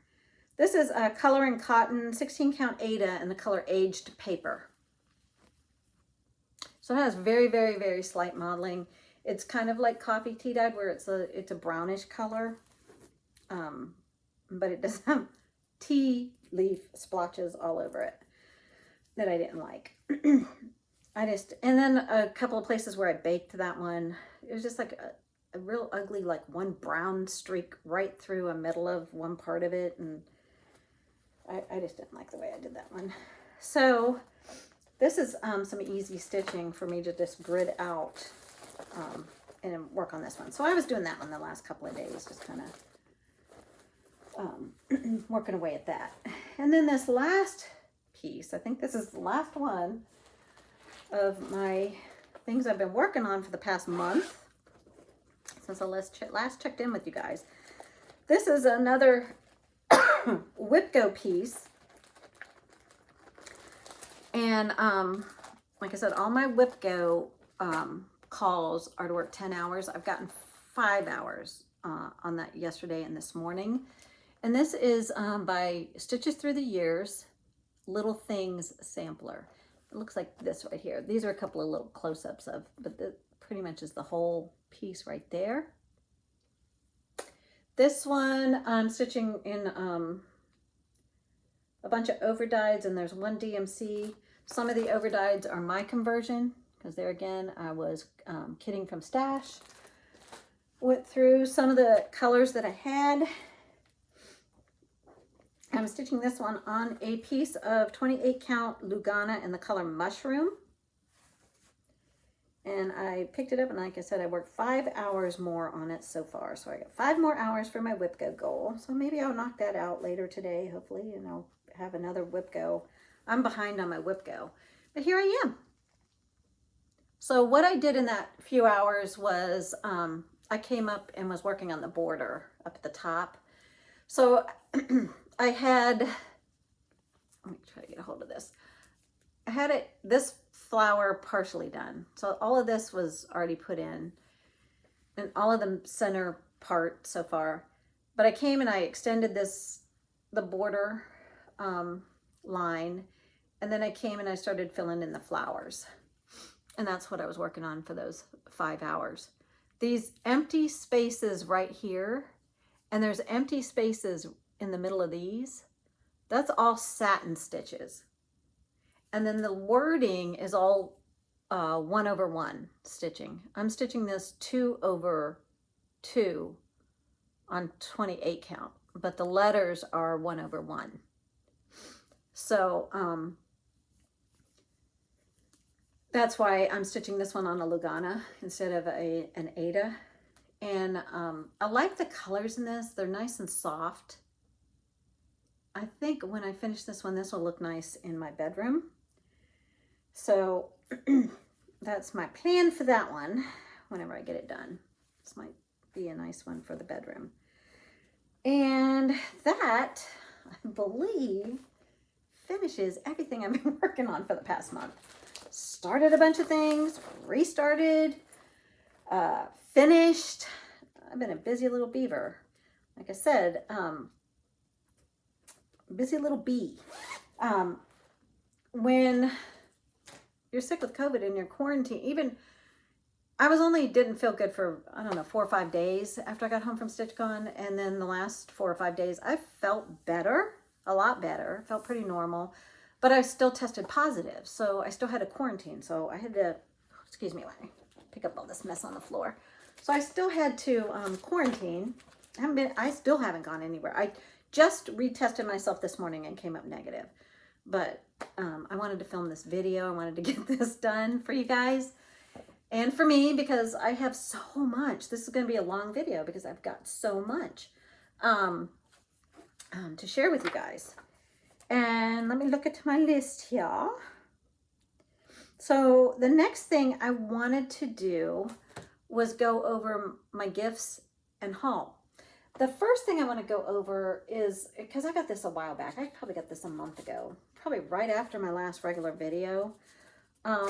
I got a card in the mail from Catherine. She's one of my subscribers on my channel. And she sent me a really nice thank you card. She was a winner of one of the charts that I gave away. And so she just sent me this nice, sweet little thank you note. And in it, she included these stickers. Look at those. They're kind of three-dimensional stickers. If you can see them kind of popped up on the paper a little bit. So thank you so much, Catherine. Not necessary, but much appreciated. Thank you, thank you, thank you for those beautiful thank you card and these stickers. So I wanted to share that because that's been sitting there and I'm thinking I can't put the stickers, I don't want to put the stickers in my calendar or anything because I haven't shown them. So now I can. And now, and a little bit of business. Speaking of my giveaway winners, I had two people, this was back, I think even the previous one before my last regular check-in video. So probably almost 2 months ago. I had two giveaway winners that have not gotten with me. So I'm going to announce this again on this video. And if you haven't gotten with me, emailed me with your mailing address and let me know that you're the winner of these charts, then these will go back in the giveaway rotation. I will pull 2 other people to win these charts. So the first one is the Little House Needleworks Home of a Needleworker. This is a piece I finished and I was giving away the chart. And this one, it goes to Good Enough for Oats. So Goodenuf, and then the next word is for oats. FOUROATS. Good Enough for Oats. Please get with me, contact me, and give me your mailing address so that I can get this mailed out to you. And the other person that hasn't gotten back to me, won this New Life Sampler by Shannon Christine Designs. And this was won by Sandy Duzinski. Sandy with an I, Duzinski. My email address, if any of you ever need to contact me for any reason, my email address is thevastitcher@gmail.com. The VA, the abbreviation for Virginia, Stitcher@gmail.com. So please get with me and give me your addresses so I can get these in the mail. If not, I'll select somebody else to win those. Haul. Now, while I was at StitchCon, I did a little bit of shopping. Oh, but also I got some kindness too while I was there. One of the beautiful pieces of kindness that I got, a lady who sat at my table and has become a Stitchy friend is Ruth. Ruth lives in the Upper Peninsula of Michigan. I think I'm right.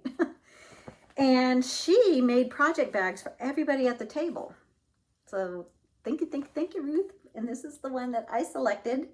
She passed them around, said pick one. So I picked this one. It's a vinyl fronted. This is an inside material. She put a little zipper pull on here, little cross. It has a handle. It's a little bigger than standard size, like my standard that I make. Do I have one out of all these project bags? I buried them. Like this one. This is a standard, what I would consider a standard size project bag. So hers is a little bit bigger than standard size.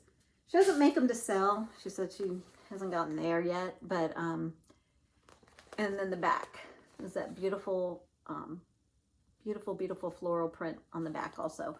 But she quilted these. She even quilted them. So thank you, Ruth. Now that I showed it, I can put one of my projects in it. Thank you. Love it.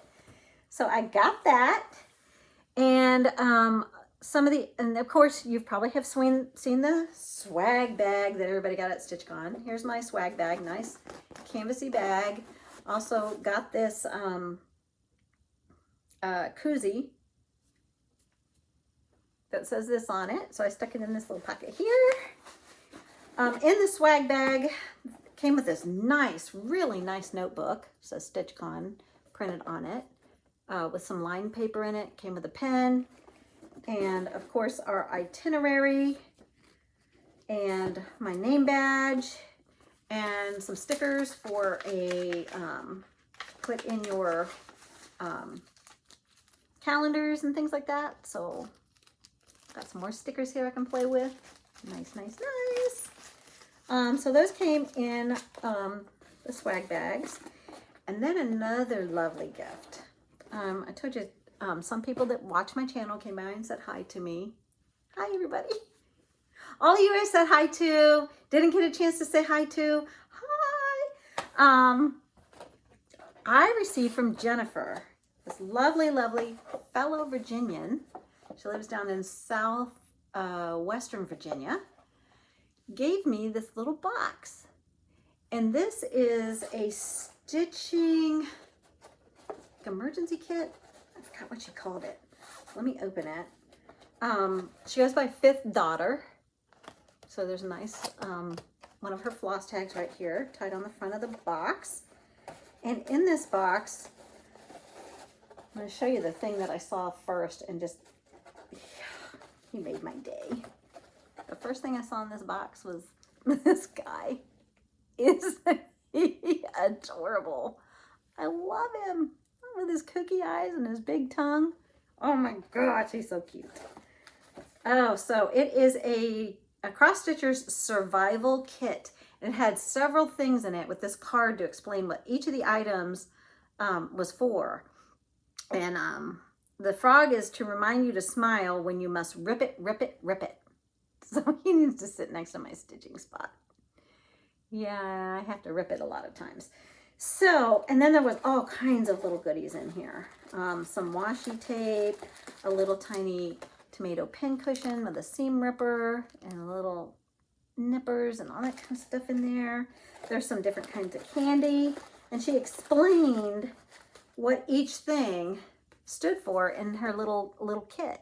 This is so, so cute. So such talent. So thank you so much, Jennifer. I love it. I love it. I love it. And I loved meeting you. She also is the one that got my my smalls exchange that I put on the table. She came up to me and she goes, "Oh my gosh, I picked your smalls exchange." So I got a picture with her with my the smalls piece that I did. I can try to show you guys. I didn't want to post it on a video before StitchCon because I didn't want to give it away what my my piece was. I don't know if Jennifer wants me to share her picture on Flosstube, but here is a picture of what I had stitched. And it's Lizzie Kate's Live Simply. And then I just put it in a little shadow box with some material and pom-pom trim. And then I covered a button and put some ribbons on the top. That's what the top looked like. So I covered a button with a piece of the material and then put some ribbons and more of that pom-pom trim on the top of the piece. So that's what my smalls that I, along with a few little goodies in the bag, did for StitchCon. So that is that stuff. Some other giveaways that I got, of course, I got a bunch of floss tags. This whole thing is full of floss tags. This was the floss drop tags that I made and was exchanging with a bunch of people. I did not have, I made 150 10 packs. Put them in little baggies like this one from Pam and Steph. There's Stephanie, there's Pam, got theirs. But I put them in little bags like that in packs of 10.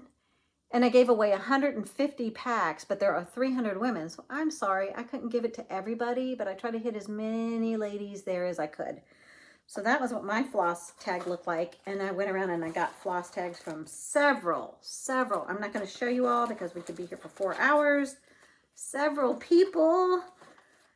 Stitching Big Things with Hallie. She's on Flosstube. Oh my gosh. Black Cat Stitchery. I purchased one of her bags I'm going to show you in a minute. Barbara John, Stitching with Grammy. Those are hers. I mean, there is so many. This is Colette Kingsley, the Highway Stitcher. These are her floss tags. Lots and lots and lots of floss tags in here. Lots. Beautiful. Lots of pretty ones. I love each and every one. And then a few other little things that were given away besides floss tags. One lady came around the table and gave me one of these, and I love it. There's a couple of her floss tags in it. And on Instagram, she is Tanya Wheeler. These were a couple of her floss tags. But one of these that you can stick to the back of your finished framed piece and write all of the information about the piece and put it on the back. I love it. One of the library card things. I don't have one of those, so that's going to come in quite handy when I finish something. Garon Stitchery gave everybody a needle minder tin with a little needle in there. Perfect. Thank you, Gary and Ronnie. Loved meeting you. Love signing your shirt, Ronnie, if you guys are watching. Love it. Got a piece of wax thread conditioner from a lovely young lady. Got a little floss bling. It's got a little house in there. You can see it. My friend Cindy must have bought me a Flosstube needle minder. Thank you, Cindy, because I am a Flosstube. I will own it. I will own it. One lovely lady came up and gave me this. Beautiful. I don't have a scissor fob. Look, with the cute scissors on the bottom. And these beautiful acrylic tags on a ring. And there's also this little wooden button. But I don't have out of all of this cross stitch stuff I have, I do not have a scissor fob. So now I do. That's what I told her. I said, believe it or not, I do not have one. So I need to, now I can attach it to my pair of scissors that sit by my stitchy spot. Happy, happy, happy. Another lady was giving out, she told me to pick 2 of these little magnetic book. They keep your page in your book. Well, they're stuck together. They're magneted together. And that'll be perfect when I have, you know, my booklet charts to keep track of the page I actually am stitching on in that book. So I have 2 of those. Thank you, thank you. 2 needles pulling thread. Gave me this little needle minder. Isn't he adorable? This little magnet on the back. Your going away gift was to pick one of these little charms that you can put together. Mine says friends. Each of these had a little bit different saying here. Yes, it did. And mine says friends. And then it has a little pair of scissors and the little ring and a little lobster claw, things like that, put it all together. Another lady gave me one of these to put as a scissor pull. Colette the Highway Stitcher also gave me a needle minder. Love it, Colette. Thank you so much. I think that's it on all the other little goodies. And then one of the things that I purchased, I'll get into the purchases that I made. This was over at the Annex. This is a piece of Murano glass, this handle. I think that's what they call it. I'm pretty sure. Sometimes I misspeak. I misspeak all the time on my videos. And I am so sorry when I do. I've been called out a couple of times for saying the wrong word. This is... I can't even read it with my glasses on. I think it is Murano glass. And Rivaris had a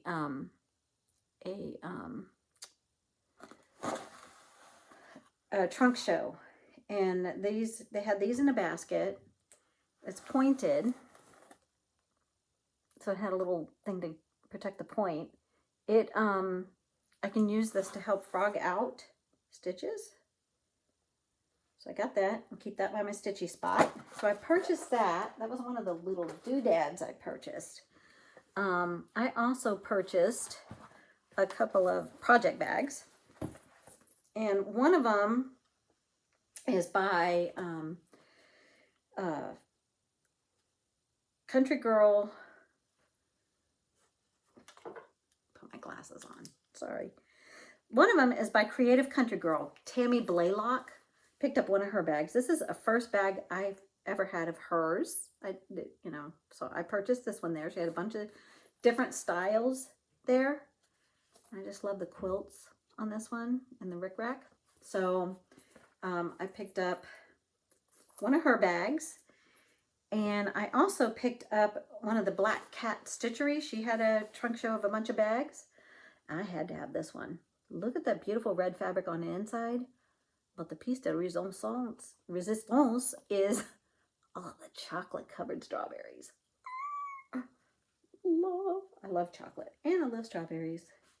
So I purchased those two bags. Both of those were in the annex. And then, this is going to be in no particular order. They have a freebie table in the back of the room, and I picked up one piece off of the freebie table. And this is by Hello from Liz Matthews, and this is her, The Partridge in a Pear Tree. This is the first day of Christmas sampler and tree, and I love the sampler. So I picked it up. I think I have the third one. I have another one of these. I think it's the third. So I picked that one up. Now I went over to Keepsakes. I took the Stitchy bus and I went over to Keepsakes one day. And I picked up this one chart while I was there. And saw this, and this is going to be on my radar to start this fall. I'm probably not going to be able to contain myself and not start it.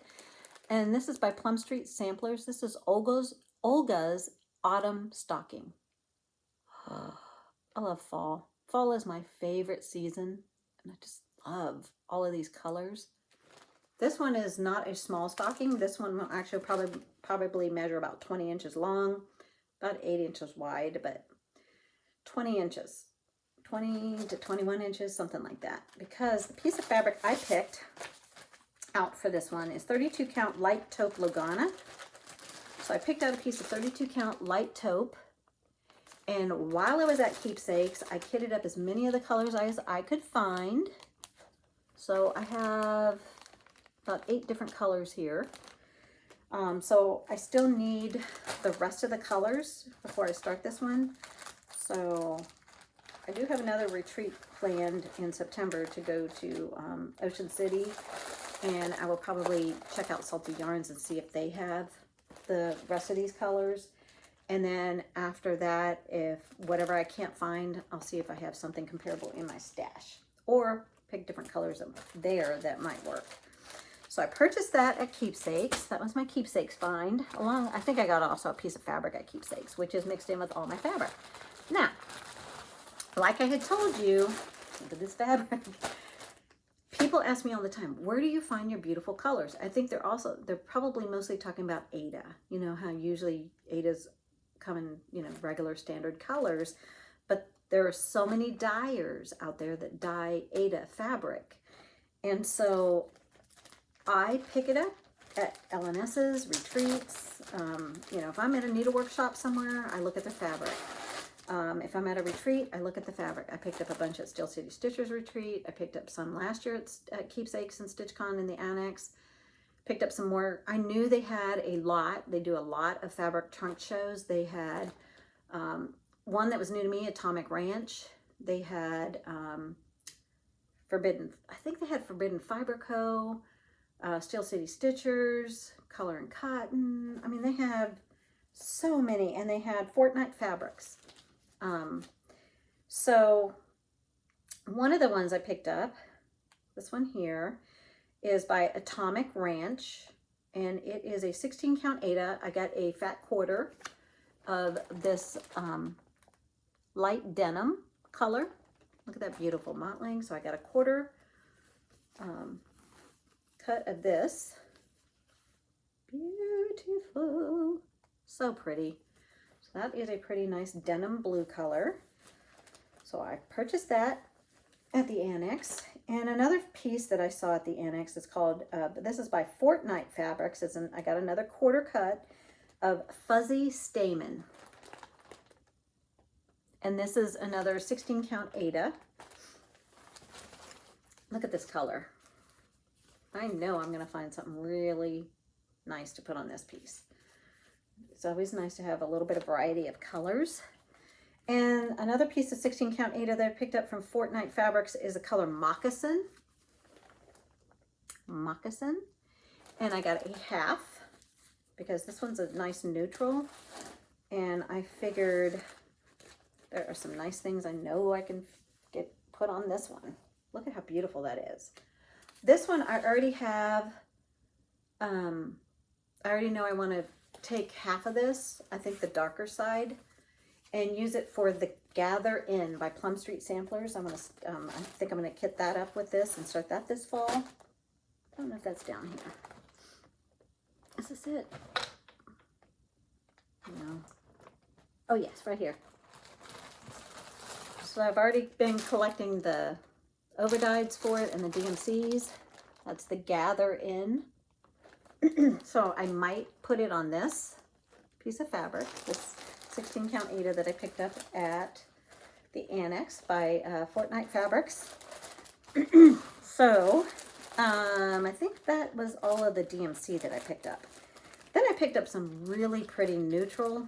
I can't have too many neutrals because neutrals also work well for a lot of things like samplers and things. So when I pick up a nice, really pretty neutral, I usually get a large piece of it. I got a fat half of Winter Forest by Fortnite Fabrics. And this one has tans, a little bit of blues. Really, really pretty.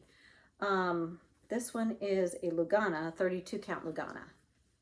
So that's a nice neutral that I picked up. Gonna have to find a really special project for that one. And then I picked up, this is a Still City Stitchers. This is 28 count Lugana. And like I said, Jody does not name her fabrics. I got a fat half of this one.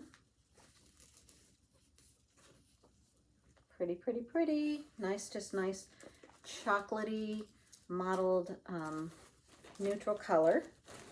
Oop, piece of string here hanging on the bag. So I picked that up.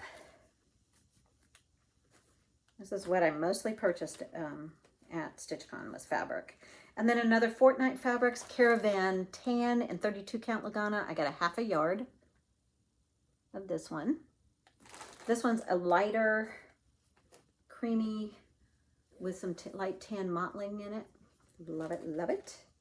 Oh, and this one I already have slated for Heaven and Nature Sing by Teresa Kogut. And that is this one here that I want to start later this year. Let me see if I can get it out real quick. So I am going to use this piece of fabric to stitch this piece. I'm going to stitch it on this. And so now I can put it in there with it actually. Have it ready to go. Another piece of fabric that I picked is by Fortnite Fabrics. It's called Plush. I got a fat half, and this is a 32 count Lugana Plush. This one's kind of a little bit yellowy greeny neutral, because you can see this one's more brown. This one looks more yellowy greeny. This one looks more white with some little bit of tan and blue in it. So those are those. And then I picked up these colored fabrics. Beautiful, beautiful, beautiful colored Luganas. That summer piece that I started, I think I cut it off of this one. This is a Still City Stitchers 28 count Lugana. So she doesn't name her fabrics, but look at that pretty blue. So I still have a good sized piece of this one because I got a fat half, and I cut a piece off for the Summer by Cricut collection that I started stitching, and I still have this much left to stitch something else on. Beautiful blue. That's about true to color right there. Really pretty. Pretty, pretty blue. Jody does some really pretty coloring on her fabric also. This is another Atomic Ranch Fabrics, and this one is a 28 count Lugana in the color Parchment. It says Parchment, but this is yellow. This is more of like a creamy, buttery yellow color. A little bit of mottling in it. Another Atomic Ranch Eucalyptus in 32 count Lagana. I got a fat quarter. Beautiful green, like a bluey green color. I picked up this one, Atomic Ranch Tea Rose in a 28 count Lagana. I got a quarter of this one in Tea Rose. Whoops, piece of thread. Isn't that pretty? Love it. I picked up a quarter piece of 28 count Lagana by the Steel City Stitchers. So this one's not named, but this one reminds me of my Haunted by Seraphim Fabrics. No, not Seraphim. Picture This Plus, I think, that I'm stitching the Headless Horseman one, Sleepy Hollow by Glendon Place. It's kind of similar to that. So I picture another kind of Halloween type of piece on that one probably. This one is one that I picked up. It is by Fortnite Fabrics. It's called Eccentric Sky. I got a 28 count Lugana and I got a quarter yard of this one. This one, I think, is one I want to start my Winter White Santa by Mirabilia. I'll show it. It's right down here. My Winter White Santa. I had started when I did my WIP Parade. I showed you guys that I had started on this Bestitch Me fabric. It's a mystery. This one is very, very heavily modeled and it's darker. And I'm afraid I'm going to lose my Winter White Santa on this one. That he might not show up well enough. So see all the mottling in it? It's beautiful. There's going to be something that's going to go perfect on this. But I don't think it's right for my Winter White Santa. So I'm going to switch him to this lighter mottled blue color. There's just less drastic mottling going on in it. So I don't think you'll get lost in this. This looks wintry. It's called Eccentric Sky by Fortnite Fabrics. So this is the difference in the two. And I think he's going to probably show up better on this piece right here. So I got that for that one. Let me put him back down there. This one was one I picked up to stitch a Mirabilia on. This one is by Under the Sea Fabrics, Tulip Sunrise. It's a 32 count Lugana. And I'm thinking this one is Tulip Sunrise is a perfect name for this. It is a beautiful pink with little splotches of orangish, sherbety orange in it. This one I picked this piece up specifically for Raven Queen by Mirabilia. And the reason I picked this one, when I went to my retreat in Ocean City, there was a lady who had finished Raven Queen. Let's see if I can find it in my photos real quick. And she had put it on this piece of fabric that was outstanding. And I absolutely, absolutely loved it. Let me see if I can find it really quick here. Because I took a picture of it. I don't remember if I showed it to you guys. Let me see if I can find it. If I can't find it really quick. Because you might think I'm crazy. Why would you want to put Raven Queen on a pink piece of fabric? But this one was phenomenal. Her stitched piece. Here we go. Well, it's not quite the same as this. Let me see if you guys can see that. See that picture? Oh, look at the orangey with a little bit of pink, how it glowed. And the teal colors and the black colors, blacks and grays, really popped off of that color of fabric. So that's where I thought, if I do this piece for her. She had this piece specially dyed for this piece. And if I remember right, she even bought a large piece, like a whole yard, and then Fussy placed her exactly where she wanted her on the piece of fabric. I have a fat quarter. But see how there's some of that lighter? So some of this could be that glowy in the sky around her.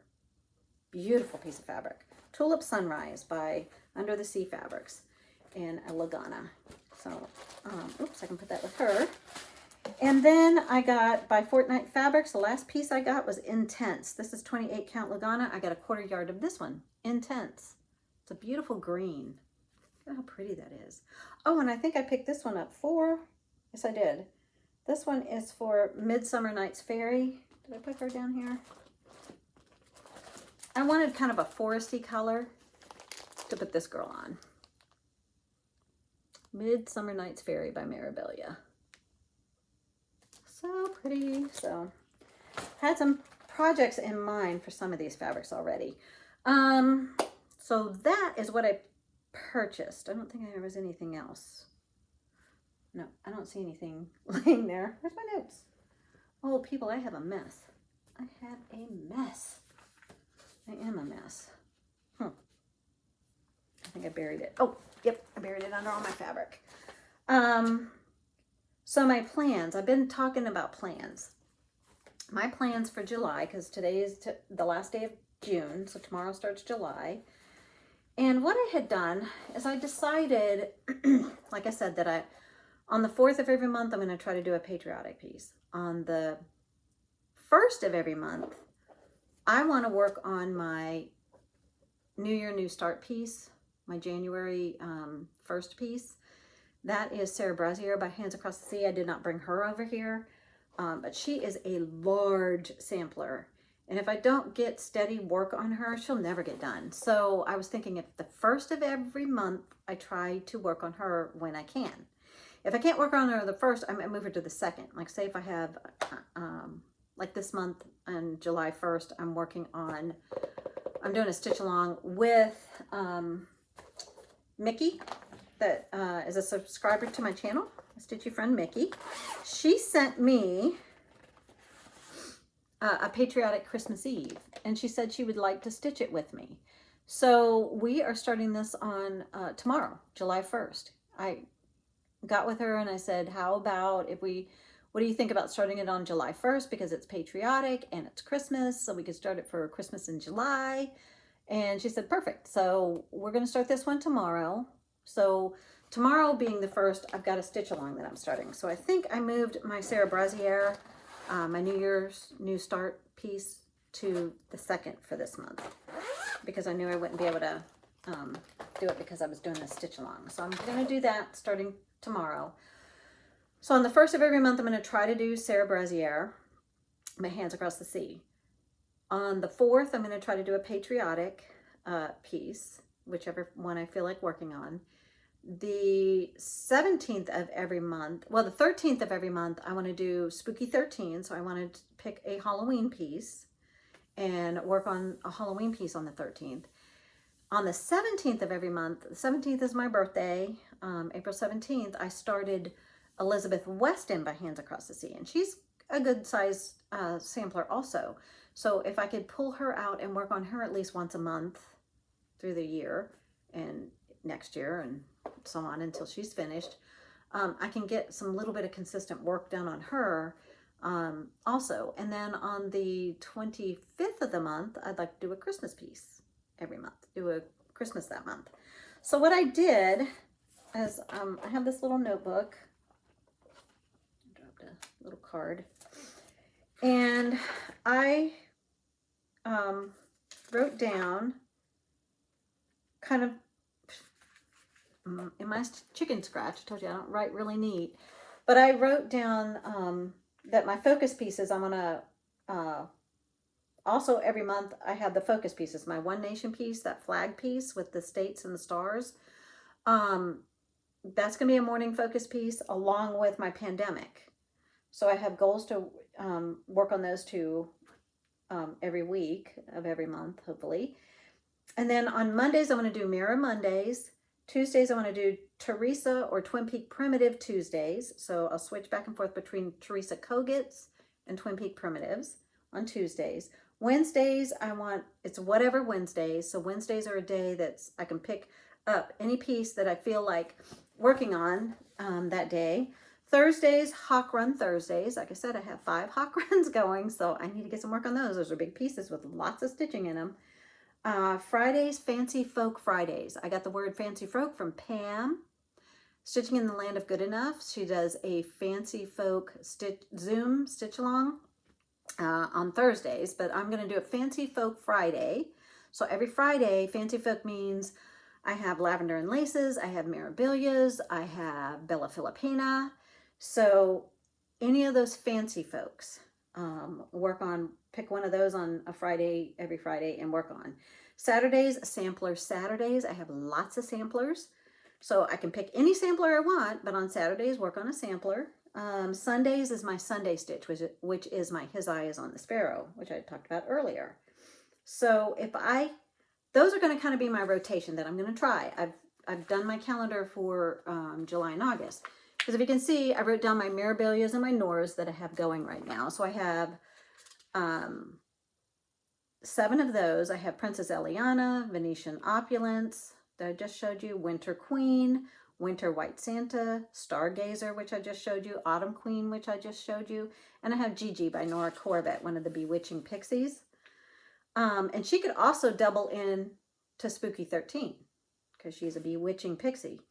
I have 3 lavender and laces, new ones, but I have old lavender and lace pieces, my Celtic Ladies, and things like that. I have a couple of angels and a few Celtic Ladies going. And I have Nantucket Rose, Santa of the Forest, and Angel of Grace that I have just recently started in the last couple of years. So I've got several lavender and lace for my fancy folk. Then I have Christmas pieces. So these are ones that are specifically Christmas. So I have 3, 4, 5, 6, 7, 8 specific Christmas pieces. And then I have a bunch of winter pieces. But if I want to pick a Christmas on the 25th, I can look at this list and pick one. Patriotic, right now I have 5 patriotic pieces going. Then I have my summer pieces, my spring, there's specific spring pieces written down. I have all of my specific Halloween pieces, my fall autumn pieces. So I actually have 6 Halloween pieces. Like I said, Gigi can fit into a Halloween. So I have Midnight Watch by Blackbird Designs. I have Sleepy Hollow by Glendon Place, Bellatrix by Bella Filipina, which again is a fancy folk also, so that she can fit in 2 different slots. I have Halloween Quaker, which is Halloween, and it's a sampler. And I have a Trick or Treat by Shannon Christine. So I also have 4 Twin Peak primitive pieces, and they're all large pieces. I have 4 Teresa Kogets. So I want to flip-flop on Tuesdays between Teresa Kogets and Twin Peak primitives and see how many of those I can get worked in. And I have 5 Hawk Run Hollows. So I went and I wrote all my lists. And then these are my samplers. I have 30-something samplers on the go. It's 2 pages, 1.5 pages of samplers. The ones that I highlighted also fit in other categories. They're not only a sampler, but Christmas Garden is a Christmas piece. Quaker Holiday is a Christmas piece, a winter piece. First Thanksgiving is Twin Peak Primitives. Fall piece, Halloween Quaker, Land That I Love is a Teresa Koget sampler. It's a sampler, but it also can fall on a Teresa Koget Tuesday, and examples like that. So I went and I listed up things that fall into those categories so that I can try to get as much work on all those different things as I can. So I ordered this 2-year calendar on Amazon back last year. The end of last year. Carolyn Zook with C Zook Stitch on Flosstube.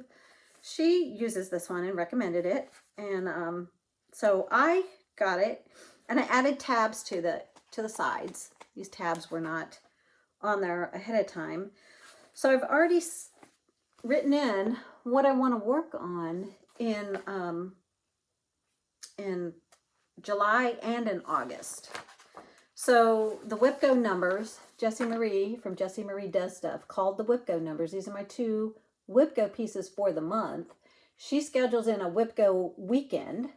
So on that weekend, I've left it where I can just work on WIP Go pieces. I didn't write anything in there. And on the 4th, I have a patriotic piece. On Sundays, I have my Sunday stitch piece, which is His Eye is on the Sparrow. But here's the 17th, which is my birthday start day. So that would trump a His Eye is on the Sparrow.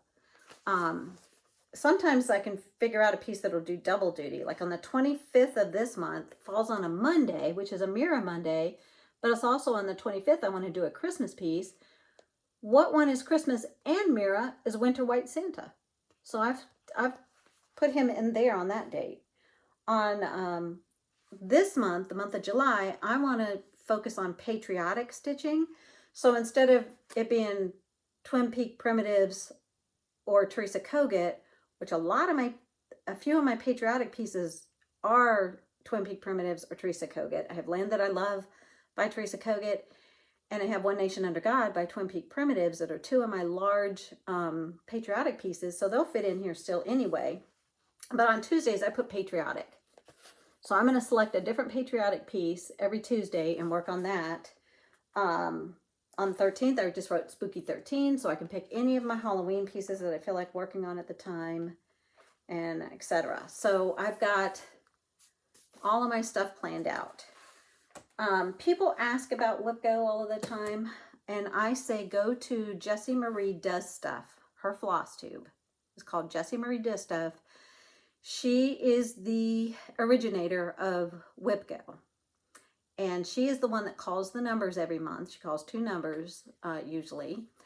And the 27th of every month, she calls the number. You go to her Facebook group if you're interested in starting WIP Go. It's a private group, I think. I think you have to answer questions to get in. And she will post the numbers on her Facebook group.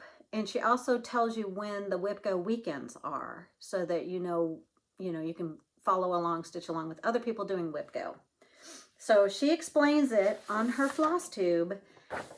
She has one called WIP Go 2022 where she explains it. So if you need more clarification on what WIP Go is, check out her video. Check out her Facebook group if you're interested. You could still join. What you could do is make your board. You do like a bingo board, and you number them 1 through 25 or 24. This should be a free space. Mine is a little bit different because I stuck a number in there and numbered it kind of funny. My highlighted ones are the ones that I've completed. This is my list of what is on each number. As I finish them, I X them out and I highlight them. When they've been called, I put 1/ through it, write it over here on the side, then I write it on the back, and I use tick marks to keep track of how many hours I actually worked on the piece and when I completed them. This is just my chicken scratch piece. It's nothing fancy, but it works for me. And if you wanted to still join along, we're halfway through the year. She just called the 2 numbers for this month, which are 11 and 18.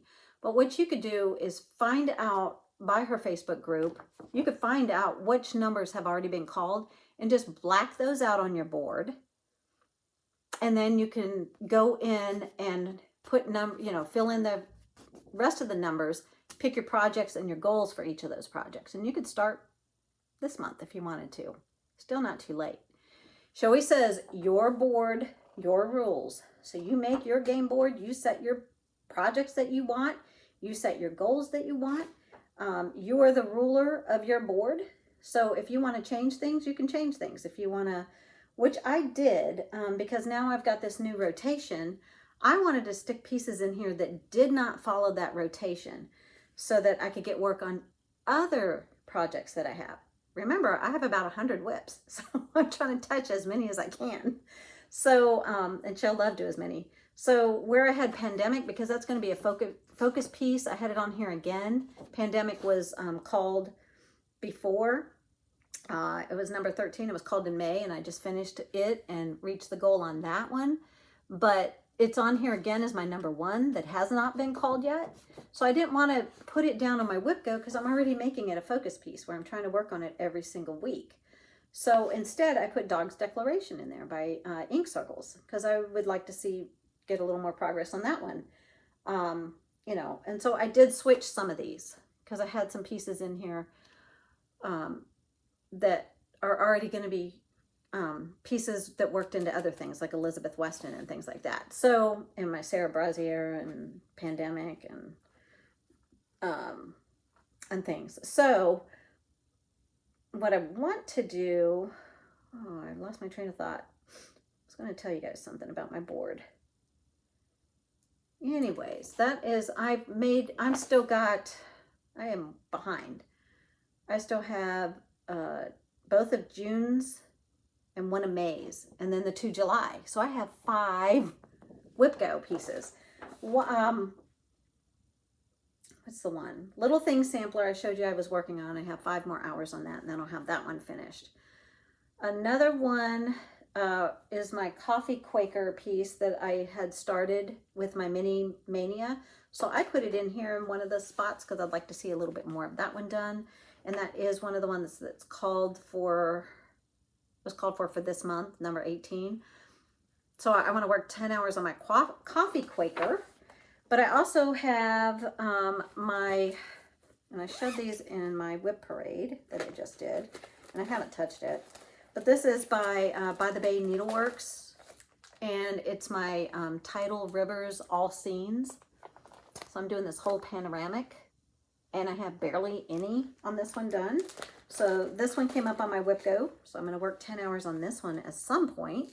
I'll show you where my starting point is, which is a measly little start here down in the corner. So that's all I have. So I'd like to see at least 10 more hours on that one.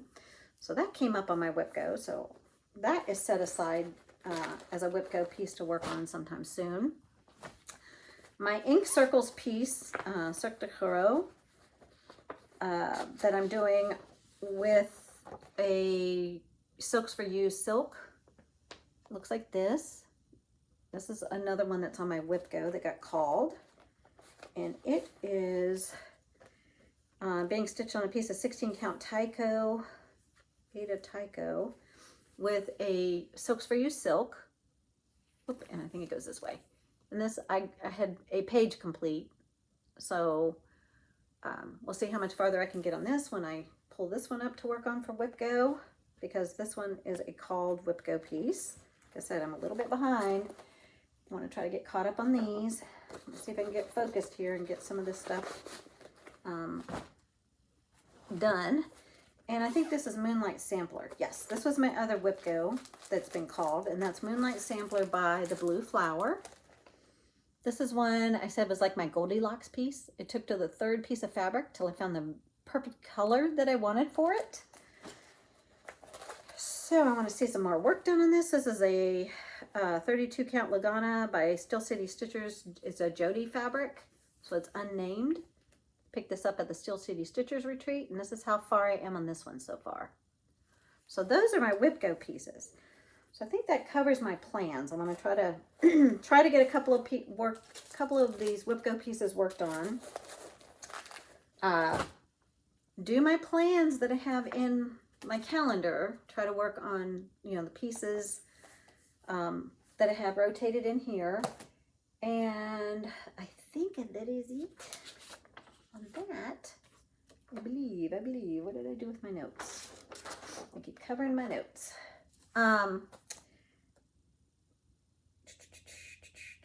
Yep, I've gone over everything except for one last piece of business. If you guys have hung in here this long, my hat's off to you. Well, I don't have a hat, but I'll pretend. Hats off to you for sticking in here this long. As I droned on and on and on and showed you a million different projects that I've been working on, because you know me, I squirrel all over the place, and I love it. So it is what I do. Especially when I'm stuck in my craft room and I can't go anywhere, then what do? I stitch. So done a lot of that. So the last piece of business that I want to do is that I had my Flosstube anniversary. My first year of Flosstube was in May. I was out of town for May. Then I went out of town for StitchCon. I said in my next regular Flosstube video, I wanted to do something special. So what I have decided, I was sitting here trying to think and brainstorm and think, and I'm going to celebrate you guys for continuing to watch my channel, comment, like, subscribe. You're the reason that I do this. If nobody wanted to watch my videos, why would I want to sit here and ramble on and on to myself and talk to myself? That's what it would be, me talking to myself in my basement, if you guys weren't watching. So I am so happy that you guys continue to like, watch, subscribe, comment on my channel. So I'm going to celebrate you guys for hanging in there with me, finding me this past year, whatever. And so what I want to do is a giveaway. Well, actually two. I'm going to do two giveaways. I am going to, because I want to make this worldwide as much as possible. The only caveat to this giveaway will be this company has to be able to ship to your country. As long as they ship to your country, that you have availability to the company, and the company is 123stitch.com.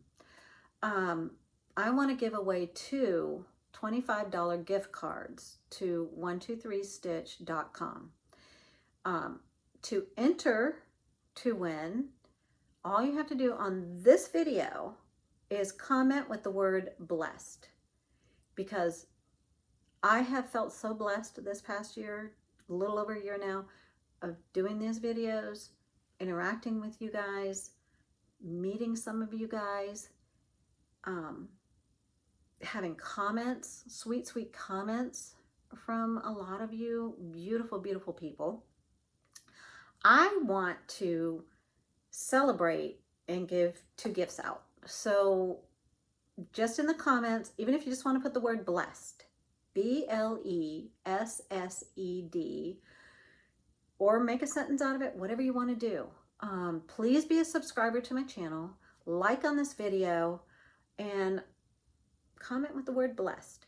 And you will be put in a drawing for at my next regular Flosstube video, which hopefully will not be over a month away.